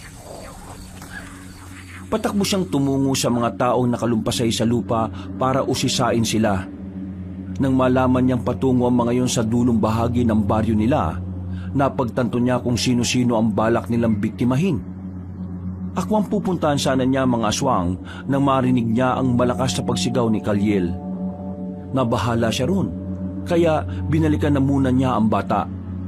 Saktong pagdating niya roon, namulagat ang mga mata niya nang makita niyang nagliliwanag ang mutya ng lawin sa kwintas ni Kalyel. Ang mas ikinagulat pa niya ay nang magliwanag ang buong katawan ng bata at nagkaroon siya ng pakpak. Anak, anong ibig sabihin nito?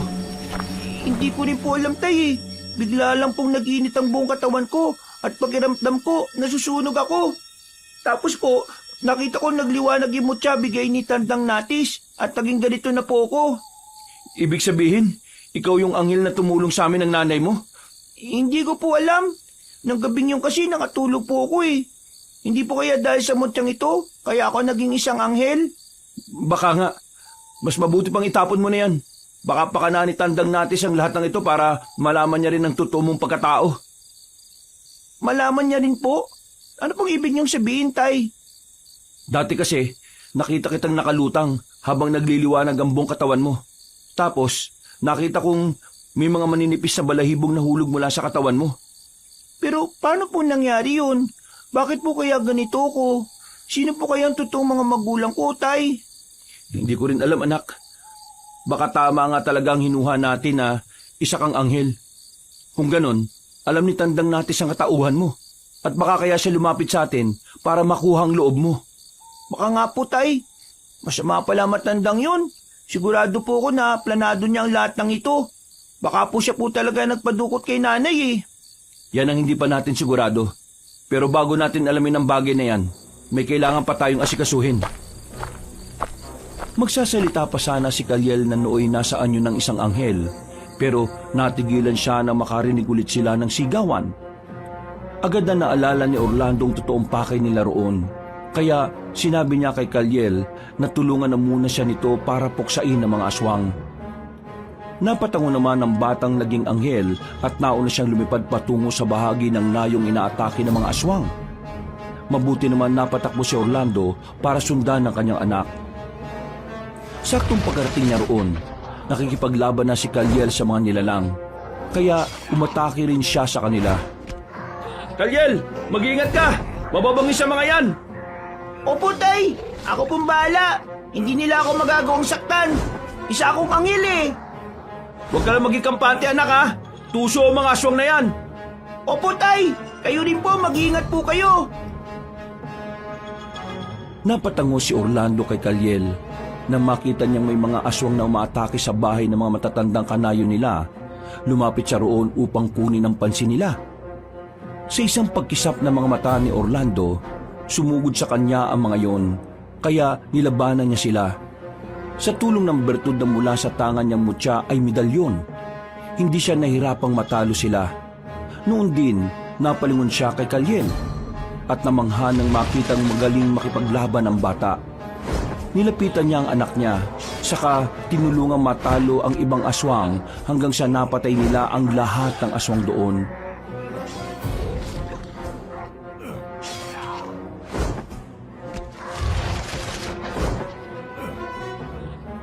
Hindi ko akalain na magaling ka pala makipaglaban kapag nasaan yung anghel ka, anak.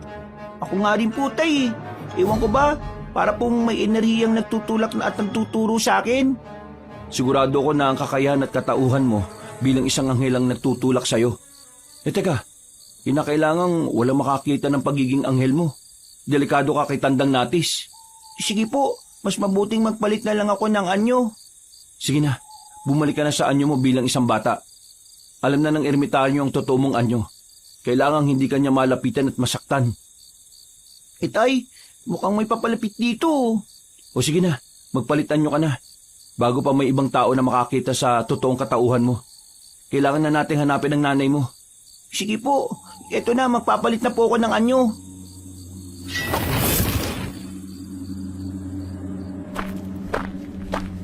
Saktong pagkabalik ni Kaliel sa anyo niya bilang tao, nagulat sila nang dumating si Maricar.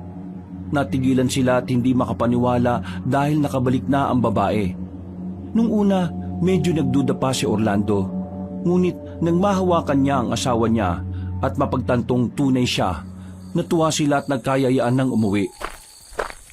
Ano ba nangyari? Saan ka ba nanggaling? Bakit bigla kang nawala?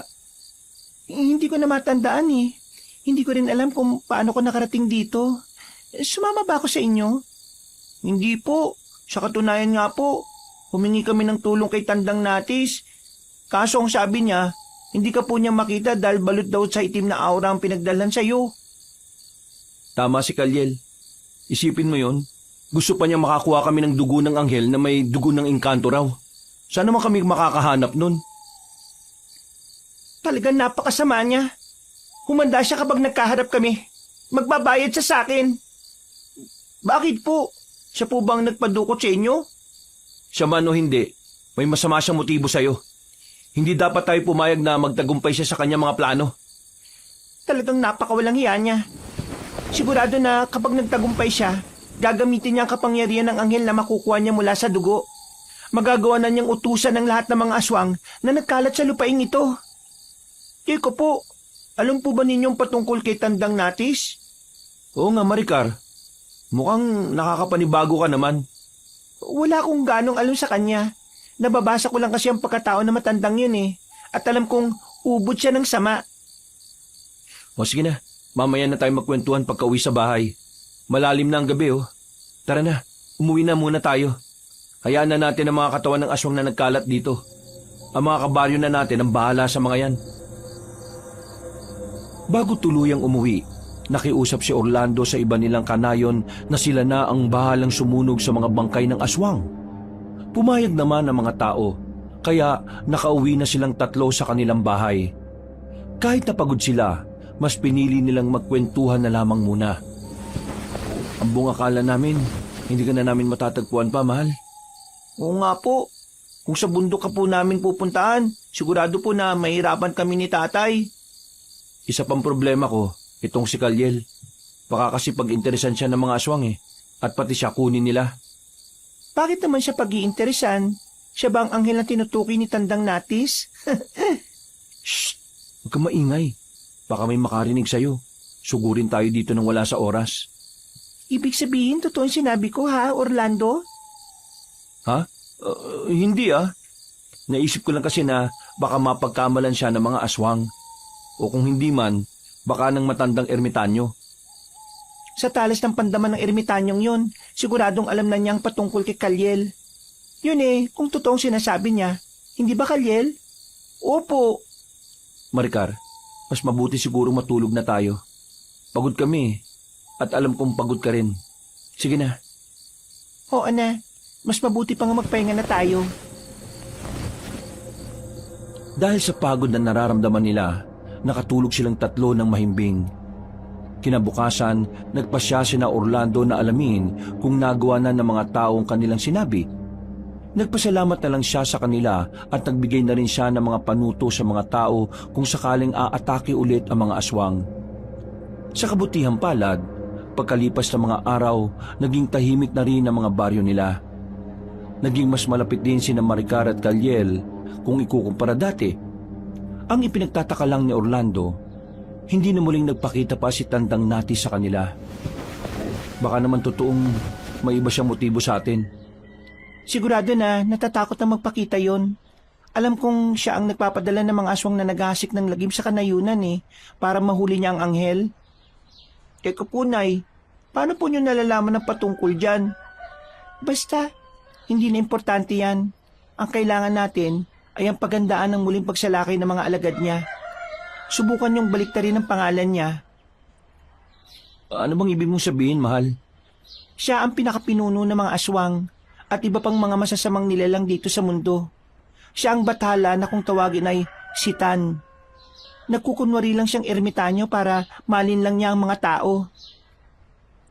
Teka, o nga po no, Natis. Natis ang pangalan niya At kung babalik ta rin, nagiging Sitan. Tama po kayo, Nay. Kung ganon, simulat sa pool, masama na motibo niya sa atin. At siguradong si Kalyel talaga ang paka niya dahil gusto niyang makuha ang anak natin. Ang timonyong yon. Huwag lang siya makakamaling gumawa ng masama kay Kalyel. Sisiguraduhin kong mapupulbo siya. Huwag natin siyang bigyan ng pagkakataon para makalapit sa anak natin. Babantayan natin si Kalyel ng mabuti. Kahit pa may kakaibang napapansin si Orlando sa pag-uugali ng kanyang asawa, hindi niya muna ito sinita. Pakaramdam din niya ay naiilang si Maricar sa kanya. Pero lalo naman itong naging malapit kay Kalyel. Iniisip lang ni Orlando na baka pagod lang palagi ang babae. O baka naman dala lang din ng kanyang pagkatapos ng buwan ng dalaw. Isang gabi, sa hindi nila malamang rason, hinila sila ng matinding takot. Nakatulog ng mahimbing sina Orlando at hindi sila nagising hanggang dumating ang umaga. Napabalikwas na lang siya nang lumakas ang kabog ng dibdib niya. Maricar! Maricar! Gising! Wala si Kalyel! Bukas din ang bintana ng kwarto niya! Ha? Ano? Hindi ito maaari. Baka dinukot siya ni Sitan. Kailangan hindi magtagumpay ang demonyo niyo sa binabalak niya. Gagamitin lang niya si Kalyel para mas lalo siyang maging malakas. Yan din ang iniisip ko eh. Tara, hanapin natin ang kuta niya at bawiin natin ang anak natin. Sige, alam ko kung nasaan siya posibleng dinala ni Sitan. Saan naman? Teka, kukuha lang ako ng itak natin. Basta, malalaman mo rin yan, mamaya. Teka, talaga bang ikaw si Maricar? Bakit simula nung mawala ka, nag-iba ka na? Ano ba nangyayari sa'yo? May problema ba? Wala. Bakit? Ano bang ibig mong sabihin? Basta, pakiramdam ko nag-iba ka na eh. Hindi na ikaw yung Maricar na nakilala ko. Ano bang problema? May nagawa ba akong mali sa'yo? Wala. Ay naku naman oh, sige na. Kunin mo nang itakat na makaalis na tayo. Baka abutan pa tayo ng dilim sa paghahanap kay Kalyel eh. Sige na nga. Pagkakuha ni Orlando ng mga itak, umalis agad sila ni Maricar. Pumasok sila sa gubat kung saan nandoon ang kuweba ni Tandang Natis. Subalit, nang nasa loob na sila, napansin niyang mas naging madilim yun kaysa dati. Ramdam din niya ang mabigat na enerhiya roon. Pero mas pinili niyang wag nang sabihin yun kay Maricar. Sinubukan nilang puntahan ang mismong tapat ng kuweba ng ermitanyo. Ngunit pagdating nila sa kinaroroonan yon, wala silang nakita. Wala rin ang malaking bato na minsan nilang nasumpungan ni Kalyel doon. Wala rito matandang ermitanyo. Baka tumakas na siya pagkatapos siya makuha si Kalyel. Kung ganon, wala siyang ibang pupuntahan kung hindi ang bundok na sinasabi nilang bundok ng demonyo. Pero masyado malayo yun, di ba? Ilang araw pa siguro nga abutin natin para makarating doon. Anong gagamitin natin para mas mapabilis ang paglalakbay natin? Huwag ka na mag-alala, ako nang bahala. Humingi tayo ng tulong sa mga diwata at sinaunang Diyos. Teka, kailan ka pa natuto ng ganyan? Sino nagturo sa'yo? Hindi na mahalaga yan. Ang importante, maligtas natin si Kalyel. Basta pagkatapos ng lahat ng ito, gusto kong ipaliwanag mo ang lahat na nangyari Hindi na kasi kita maintindihan Sige, kung yan ang ikapapanatag mo, ilalahat ko ang lahat sa'yo. Salamat, Maricar. Walang anuman. Sige na, tumimik ka muna at ipikit mo rin ang iyong mga mata. Baka kasi hindi ako mapagbigyan ng diwata kapag may ibang nakatingin Oo na, sige. Pipikit na ako. Pakikiramdaman ko lang kung ano ang mangyayari. Sinunod ni Orlando ang sinabi ni Maricar. At habang nasa ganoong sitwasyon, napansin niya ang paglamig ng hangin sa paligid. May ibang nilalang din na gumagalaw ron. Ngunit ayaw niyang suwayin ang sinabi sa kanya ni Maricar. Makaraan ng ilang sandali, kinalabit siya ng babae. Agad naman niyang iminulat ang mga mata niya at nakita niya ang isang puno na nagliliwanag ang katawan. Diyan tayo dadaan. Nakahingi ako ng tulong sa mga diwata at sa kabutihang palad. Hindi nila ako binigo. Ibig mo sabihin, lagusan yan? Saan naman tayo dadalhin yan, Maricar? Saan pa? Kundi sa bundok na posibleng pinagdalan kay Kalyel. Wala nang ibang lugar na pagdadalan si Sitan sa kanya, kundi sa isang lugar na kung saan alam niyang mas magiging malakas siya. Kung ganun, tara na. Pero kailangan natin mag-ingat. Hindi natin alam kung ano ang posibleng sumalubong sa atin doon. Tama ka.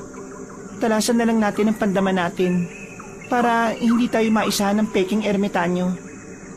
Sige. Halika na, pumasok na tayo. Hindi tayo dapat mag-aksaya ng oras. Makalipas lang ang ilang sandali, nakalabas sila sa lagusan. Napalunok na si Orlando na kanyang laway nang makita ang paanan ng bundok. Iginala niya ang paningin niya roon hanggang sa may napansin siyang gumagalaw. Nagtaka pa siya kung bakit napakabilis ng oras. Gayong unti-unti nang lumulubog ang araw ng mga panahong yon. Huwag tayo makampante. May nakikita ako mga mapupulang mga mata na nakamasid sa paligid. Kung hindi ako nagkakamali, mga aswang yan. Ihanda na lang natin ang mga sarili natin para malabanan natin siya kung sakali. Mas mabuti siguro kung harapin muna natin ang mga yan para mabawasan ang problema natin mamaya. Baka may makuha rin tayong impormasyon patungkol sa kinalalagyan ni Kalyel. Tama ka. Sige, mas mabuti ngang yan na muna ang gawin natin. Tara, siguraduhin mo lang na walang aatake sa atin mula sa likod Kailangan magtagumpay tayo sa pagligtas kay Kalyel. Kung yan ang gusto mo, sige. Ako ang bahala sa likuran natin. Nagpatuloy sila sa paglalakad hanggang sa napansin sila ng mga nilalang na naroon. Dahil naaninag pa rin nila ang paligid, agad nilang nalamang papasugod na pala sa kanila ang mga aswang. Nilabanan nila ang mga yon. At habang nakikipagsagupaan, namangha si Orlando nang makita ang kakaibang bilis at lakas ni Maricar. Nakita niya rin kung papaanong panghinaan ng mga aswang.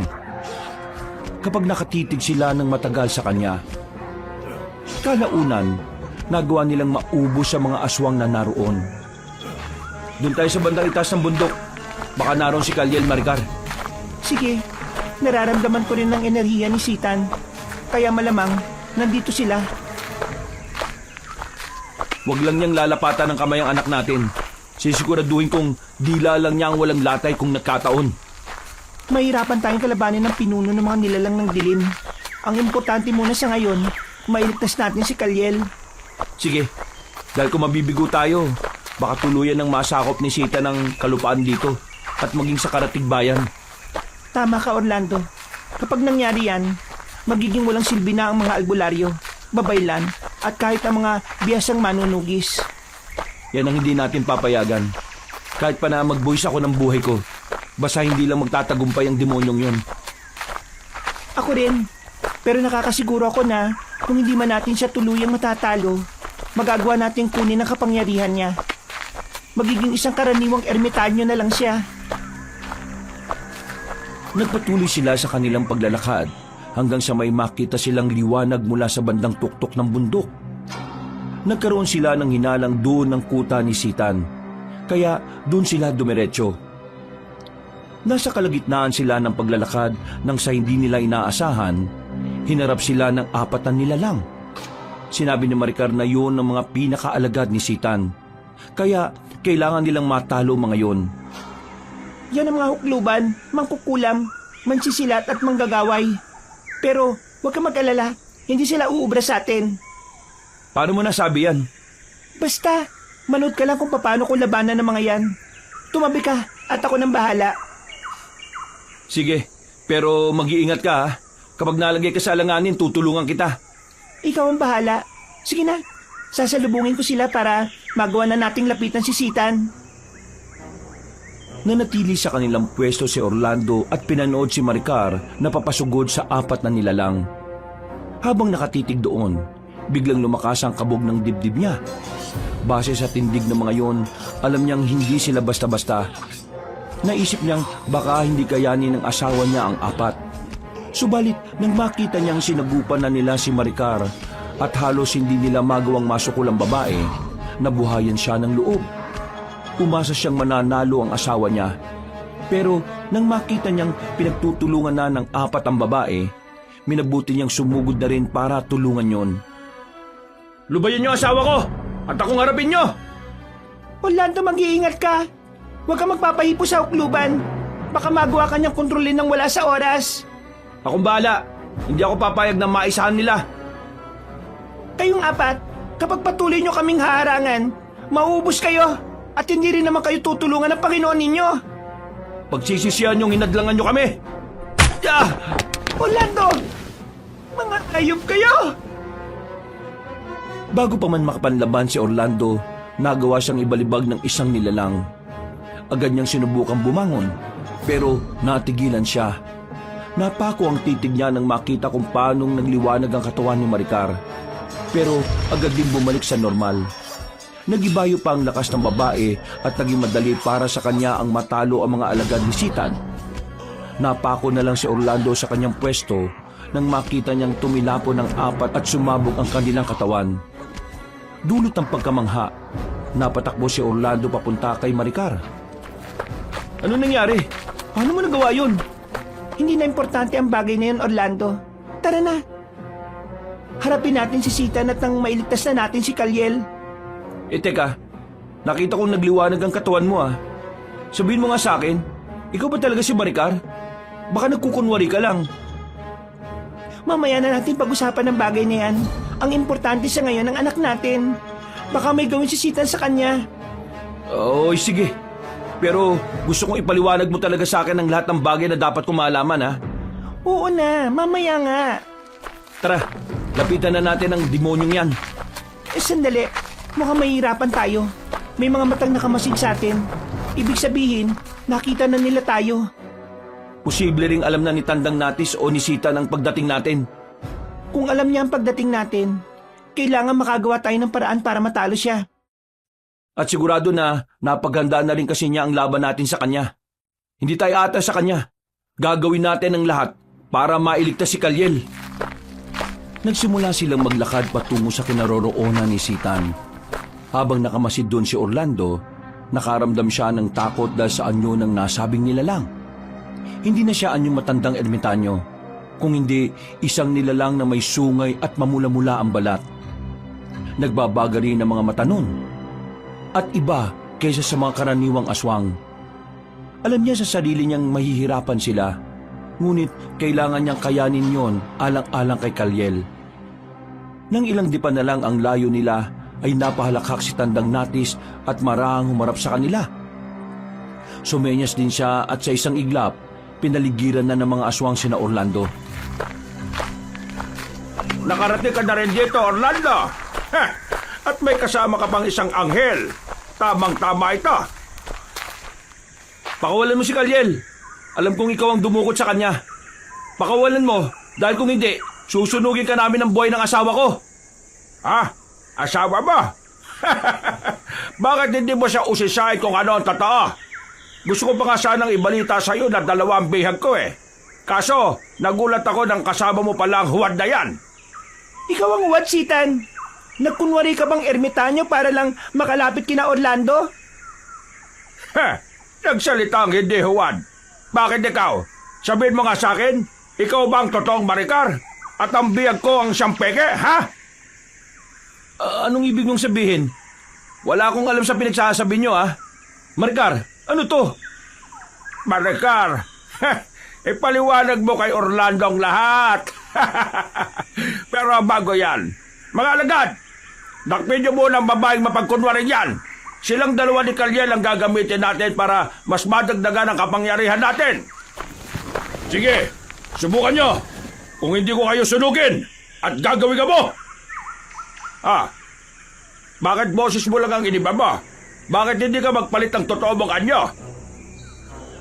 Magsasalita pa sana si Orlando, pero bigla silang sinugod ng mga aswang. Napatawa naman si Sitan habang nakamasid sa kanilang dalawa. Nasa kalagitnaan sila ng pakikipaglaban nang biglang nagbago ng anyo si Maricar. Nagliwanag ang buong katawan niya at naging isa siyang lalaking may pakpak. Natulala roon si Orlando at napagtanto niyang isang anghel ang kanyang kasama. Ibig sabihin, totoong sinabi ni Sitan, isa kang anghel at nilinlang mo lang ako? Totoo, Orlando. Kaya ano ba ginagawa mo? Dakpin mo lang ang anghel na yan at nang matapos ang lahat ng ito. Oo, Orlando. Isa nga akong anghel. Ako si Azrael at ako ang totoong ama ni Kalyel. Hindi kita nilinlang.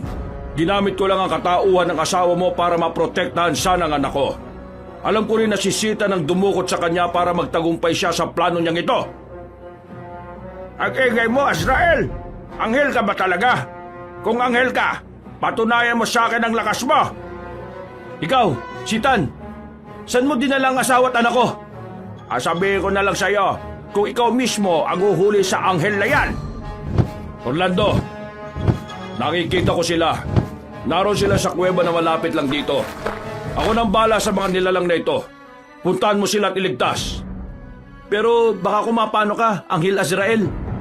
Walang mangyayari sa akin. Ako ang anghel ng kamatayan at kahit na sino, walang makakatalo sa akin. Ha! Tingnan lang natin! Umiip si Tandang Natis sa ere at sa tulong ng malamlam na liwanag na mula sa mga sigang naroon, nakita ni Orlando kung papaano pumasok ang maitim na usok sa bunganga ng mga aswang.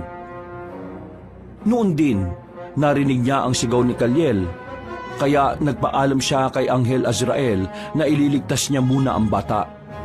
Sa kabutihang palad, hindi siya naharang ng mga aswang at nakatakbo siya papunta sa kuweba kung saan naroon si Kalyel. Anak, ang tatay Orlando mo to. Nandito ako para iligtas kayo ng nanay mo. Tay, nandito po ako sa loob. Nakagapos po ako. Ang nanay Maricar mo, nandyan ba? Opo, nandito po siya. Pero wala po siyang malay simula pa nung dumating ako dito. Sige, papasok na ako. Ililigtas ko kayo. Sige po, Tay. Baka po kasi kung anong gawin sa amin ni Tandang Natis eh. Hindi na siya si Tandang Natis ngayon. Siya na si Sitan, ang pinakakinasusulong Diyos ng sinaunang impyerno.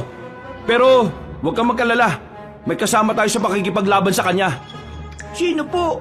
Ang ikalawang nanay Maricar ko po? Hindi sumagot si Orlando. Nagmadali siyang lumapit sa kinaroroonan ng bata sa kinalagan yun. Nilapitan niya rin si Maricar na nakahandusay sa sahig ng kuweba. At nang mapagtanto niyang wala ngang malay ang babae, kinarga niya yung palabas ng kuweba. Sino po yung sinasabi niyong kasama natin sa pakikipaglaban, Tay?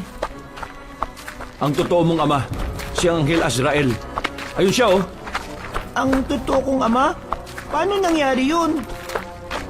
Nang dinukot ni Nasita ng nanay Maricar mo, nagpakita siya sa atin at ginamit ang katauhan ng nanay mo para maprotektahan ka niya.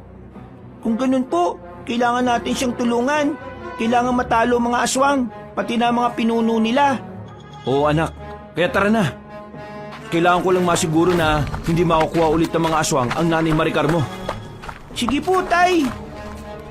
Inilipag ni Orlando si Maricar sa lilim na malaking puno. Noon din, umatake sila sa kinaroroonan ni na Anghel Azrael. Pagdating nila roon, napalingon si Sitan sa kanila saka napatawa. Na mga sandaling yun, mas naging malakas ang mga aswang nakaharap ng anghel. Lumapit na rin si Orlando roon para tumulong. Napalingon na lang siya kay Kaliel at napatango nang makitang naging isang anghel din yon. Alam kong gusto mong kunin ang anak ko dahil isang bathaluman ng kanyang ina. Akala mo ba'y papayagan kong mangyari yan? Isa kang mababang uri ng anghel lamang at mas makapangyarihan pa rin sa iyo si Lucifer. Sa palagay mo ba, mapipigilan mo ako sa pinaplano ko? Hindi! Kung siya lang mag-isa, baka mabigo siya. Pero ngayon, 3 na kami ang makakaharap mo. Kaya umanda ka, Sitan! Sige, kung gusto niyo ng seryosong labanan, pagbibigyan ko kayo! Pagkawika ni Sitan, itinas niya ang kanyang kamay. Napasigaw na lang si Orlando at Kaliel nang magsimulang yumanig ang lupa. Ng mga sandaling yon, naging mas agresibo ang mga aswang na umatake kay Kaliel. Nakita naman ni Anghel Azrael ang ginawa ng mga nilalang, kaya sumugod din siya para kalabanin ng mga yon. Napamura naman si Orlando at noon din tumakbo rin siya para lapitan si Sitan. Subalit, nang ilang dipa na lang ang layo niya sa kalaban, ikinumpas nito ang kanyang kamay. Kasabay noon, napako siya sa kanyang kinatatayuan. Sige, gumalaw ka kung kaya mo! Anong ginawa mo sa akin? Bakit napako ko sa kinatatayuan ko? Pangulam mo ako dito! Ginawa ko yan para mas maging madali sa akin na kunin ang asawa mo. Ang totoo mong asawa. Napakasama mo! Ano naman ang gagawin mo kay Maricar, ha? Malalaman mo rin. Huwag kang mainip. Panoorin mo muna kung paano talunin ng mga bagong ahon kong alaga. Bagong ahon? Oo, dahil ang mga tinawag ko ay mula sa kailaliman ng lupa. Tignan mo kung gaano sila kabagsik. Nilingon ni Orlando si Kaliel at Anghel Azrael. Nakita niyang medyo hirap ang dalawa na talunin ng mga aswang na mas maliliit at mas maliliksi kung gumalaw. Walang ano-ano. Nawala si Sitan at napasigaw siya nang makitang nasa tabi na ng aswang niya ang peking ermitanyo. Susugod sana siya pero inatake siya ng mga maliliit na nilalang. Kaya wala siyang ibang napagpilian kung hindi ang lumaban na rin lang gaya ni Kaliel. Bahagya rin siyang lumapit sa kanila, kaya nahirapan ng mga alagad ni Sita na matali siya. Ang babangis ng mga nilalang na ito. Alam ko, hindi lang sila basta mga aswang. Hinango sila ni Sitan mula sa impyerno at ginawang mga aswang. Kaya nga po, kung karaniwang aswang lang ang mga yan, sigurado masusunog kaagad sila kapag nasugatan natin eh. Pero hindi. Kailangan natin matalo sila. Pagbabayarin natin si Sitan sa mga ginawa niya. Opo, Tay. Huwag kayong maglala. Ako ang bahala. Kung hindi man sila napapatay at nasusunog gamit ang karaniwang patalim, pupulbusin ko sila gamit ang espadang pumatay rin sa mga rebelding anghel. Itinaas ni Anghel Azrael ang kanyang kamay at napatingin rin si Orlando. Nanlaki na lang ang mga mata niya nang makita niyang may liwanag na mula sa langit at mabilis na nahulog. Mas namangha pa siya nang makita niyang may hawak na espada si Anghel Azrael at may dumadaloy na parang kuryente roon. Napalingon si Orlando sa kinaroroonan ni Sitan at napatitig na mabalasik doon nang makitang nagulat ang nasabing nilalang. Orlando, Kalyel, lapitan niyo si Sitan at Maricar. Uunahin ko muna ang mga nilalang na ito. Magiging hadlang lang sila sa atin at baka matalo pa tayo ni Sitan ng dahil sa kanila. Sige, Anghel Azrael. Kalyel, sumunod ka sa akin. Mag-iingat ka kay Sitan, ha? Gusto niya kayo makuha eh. Opo, Tay. Mag-iingat po ko.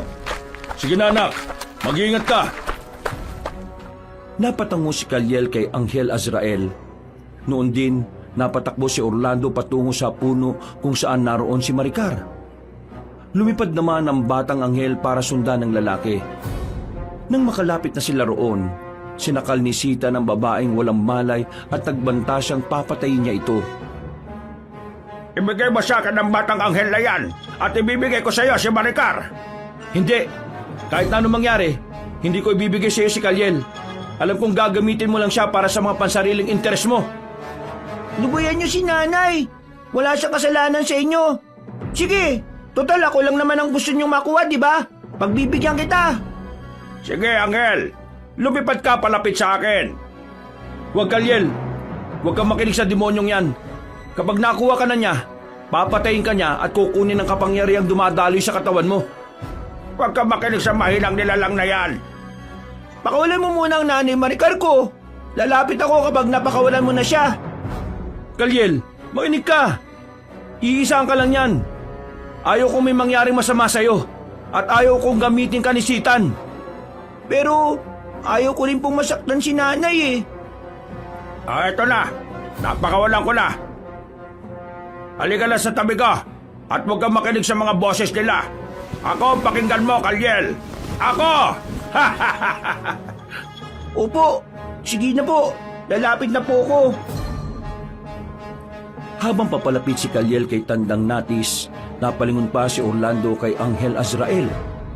Nakita niyang malapit na nitong maubos sa mga aswang na kalaban niya, kaya tinawag ng lalaki ang pansin ng anghel. Napalingon naman si Anghel Azrael at agad na binalaan si Sitan. Itinaas niya rin ang espadang hawak niya, kaya nagbago ang ekspresyon sa mukha ng peking ermitanyo. Kasunod noon, lumipad ang anghel patungo kina Orlando. Sige, saktan mo ang anak ko at sisiguraduhin ko na hindi ka na mabubuhay pang muli sa kahit na anong panahon. Ano na, Sitan?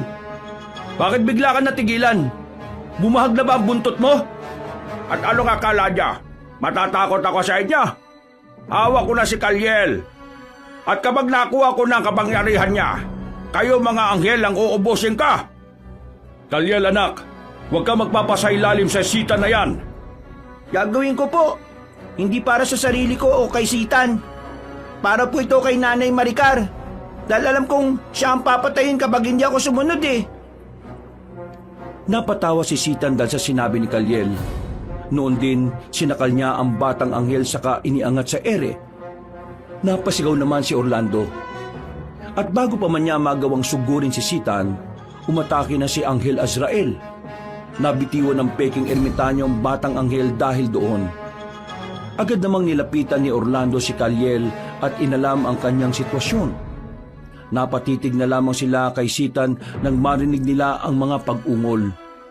Pareho silang nabahala nang makitang napapantayan ng peking albularyo ang lakas at liksi ng anghel. Mukhang matatalo po si Anghel Azrael. Mas nagiging malakas na po si Sitan, Tatay Orlando. Hindi maaari. Hindi ko papayagang mangyari yan. Kailangan makalis tayo ng ligtas dito sa lugar na ito. Ano pong binabalak niyo, Tay? Iligtas mo ang nanay Maricar mo. Kami na ang bahalang tumapos kay Sitan. Itago mo siya at siguraduhin na walang aswang na makakalapit sa kanya. Sige po, masusunod po, Tay. Ikaw, mag-iingat ka rin ha. Kailangan mo pa makausap ang totoo mong tatay at nang malaman natin kung anong desisyon niya patungkol sa iyo. Sige po, Tay. Kahit na bata pa si Kalyel, nagawa niyang buhatin si Maricar. Sinundan na lang sila ng tingin ni Orlando. Nang makita niyang nakalayo na ang dalawa, hinawakan niya ng maigpit ang itak niya at patakbong sumugod kina Sitan. Tinulungan niya si Anghel Azrael. hanggang sa magawang ibalibag yun ng peking ermitanyo. Napasigaw naman si Orlando para kunin ang atensyon ng nasabing nilalang. Kung hindi umubra sa akin ang anghel, ikaw pa kaya? Isa ka lang mahinang manunugis ng aswang. Mahina? Tingnan natin. Kahit na itong itak lang ang panlaban ko sa'yo, kaya kitang dalunin. Alang-alang sa anak at sa asawa ko. Sige. Sige, lalaki. Subukan natin kung hanggang saan ang kakayahan mo. Mag-iingat ka sa kanya, Orlando. Tuso ang sita na yan. Huwag ka mag-alala. Hindi ako magpapa...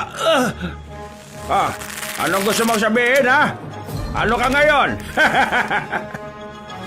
Sinakal ni Sitan si Orlando at ilang beses na ibinagsak sa lupa. Kahit na sobrang sakit na ng kanyang katawan, sinika pa rin niyang huwag mabitiwan ng itak. Bago pa man malaman ni Sitan ang plano niya, gamit ang natitira niyang lakas ay tinaga niya ito sa muka. Napaingil ang peking albularyo at noon din sinuntok niya sa tiyan si Orlando. Napaungol naman ng lalaki at bago pa man niya muling mataga si Sitan, ibinalibag din niya ito. Agad niyang ibinaling ang pansin niya roon at napailing nang makitang umatake si Anghel Azrael sa kalaban nila. Malakas ka lang dahil sa kapangyarihan mo mula sa kadiliman. Ikaw naman, napakahina mo. Anghel ka nga ng kamatayan pero parang ikaw pang mamamatay sa ating dalawa ngayon, ah. Isama mo na lang kaya mga kakampi mo. Hindi mangyayari yan. Ikaw muna ang dadaling ko sa kamatayan. Para kailanman, hindi ka na makakapaghasik ng lagim. Anghel ka lang, hindi ka Diyos. Tama ng satsat. Tapusin na natin ito at ang malaman kung sino ang karapat-dapat na mamatay.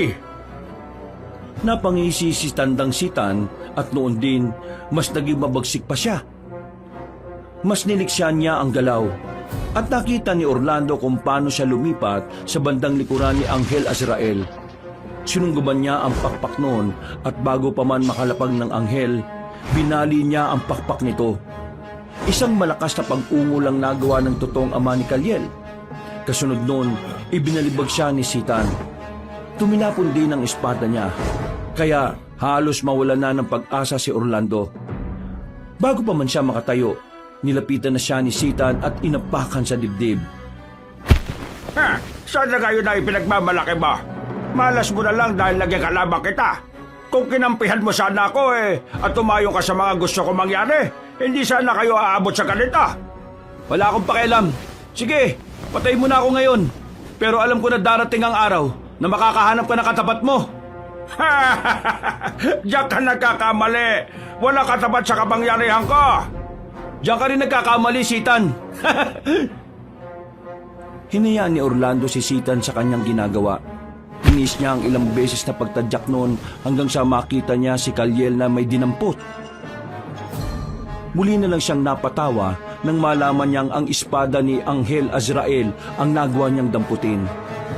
Bago pa man makalingon si Sitan, lumipad na si Kaliel patungo sa kanilang kinaroroonan at pumesto sa likod ng nilalang na nagkunwaring ermitanyo. Alam ni Orlando na hindi napansin ni Sitan ang batang anghel, kaya naging kalmado na muna siya. Magpaalam ka na sa asawa mo at anak-anakan. Sa huling pagtadyak ko sa'yo, sisiguraduhin ko makakawala na ang kaluluwa mo sa katawan mo. Ikaw ang dapat na magpaalam. Anumang sandali, papatayin ka ng anghel at babalik ka na sa kung saan ka nararapat. Huwag ka magpakasiguro, lalaki. Naamoy ko na kamatayan mo. Ang dapat sa'yo ay ganito. Anong... Namnamin mo ang kamatayan mo, Sitan. Kaliel, dahan-dahanin mo lang. At nang malasap niya ang huling sandali niya. Opo, Tay! Hayop kang batang anghel ka. Magbabayad ka sa magtarak mo ng espada sa likod ko. Humanda ka sa magbabalik ko. Hindi ka na makakabalik pa, Sitan. Itay, ayos ka lang po ba? Ano masakit sa'yo? Akala ko po mahuhuli na ako eh. Teka, ang totoo mong tatay, mukhang nabalian siya ng pakpak ah. Ayun po siya oh. Nilapitan nila si Anghel Azrael at saktong pagkalapit nila, lumipad yun at sinabing nagkunwari lang siyang nabali ang pakpak niya. Sinabi pa niyang aatakin sana niya si Sitan. Pero nang makita niyang hawak ni Kalyel ang espada niya, hinayaan na lang niya ang bata. Pinuntahan nilang tatlo si Maricar at nang hawakan ni Anghel Azrael ang ulo niya, bigla siyang nagkamalay. Gising ka na, asawa ko? Ano nangyari? Nasaan ako? Nasa langit na ba ako? Bakit may mga anghel dito? Ako po to, Nay. Si Kalyel po. Ako naman si Anghel Azrael. Pasensya kung ginamit kong katauhan mo para mabantayan si Kalyel. Siya ang totoong ama ni Kalyel. Mabuti na lang at tinulungan niya tayong matalo si Sitan. Si Sitan? Nasaan ang demonyong yon? Wala na siya. Naging abo na. Pinatay na siya ni Kalyel. Napakatapang talaga ng anak ko. Napahama mo ko, Kalyel. Salamat din, Anghel Azrael, at hindi mo pinabayaan si Kalyel. Nung makatayo na si Maricar, nag-usap sila patungkol sa kalagayan ni Kalyel. Inusisa nila si Anghel Azrael kung dadalhin niya ang batang anghel o hindi. Napangiti na lang ang anghel at napatingala sa langit. Sinabi rin niya na kahit nadalhin niya sa langit si Kalyel, hahanapin pa rin ito ang buhay sa lupa. Nasanay na siya rito sa lupa. Ayaw ko rin madamay siya sa digmaang nagaganap sa langit. Mas mabuting dito na siya sa inyo. Talaga, Anghel Azrael? Hindi mo kukunin si Kalyel? Akala ko kasi bumalik ka para kunin siya.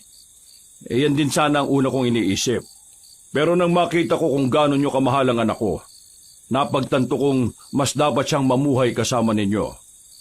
Talaga po, Tay? Naku, maraming salamat po. Salamat, Anghel Azrael.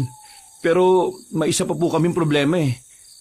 Baka po kasi malaman ng mga tao ang pagiging anghel niya.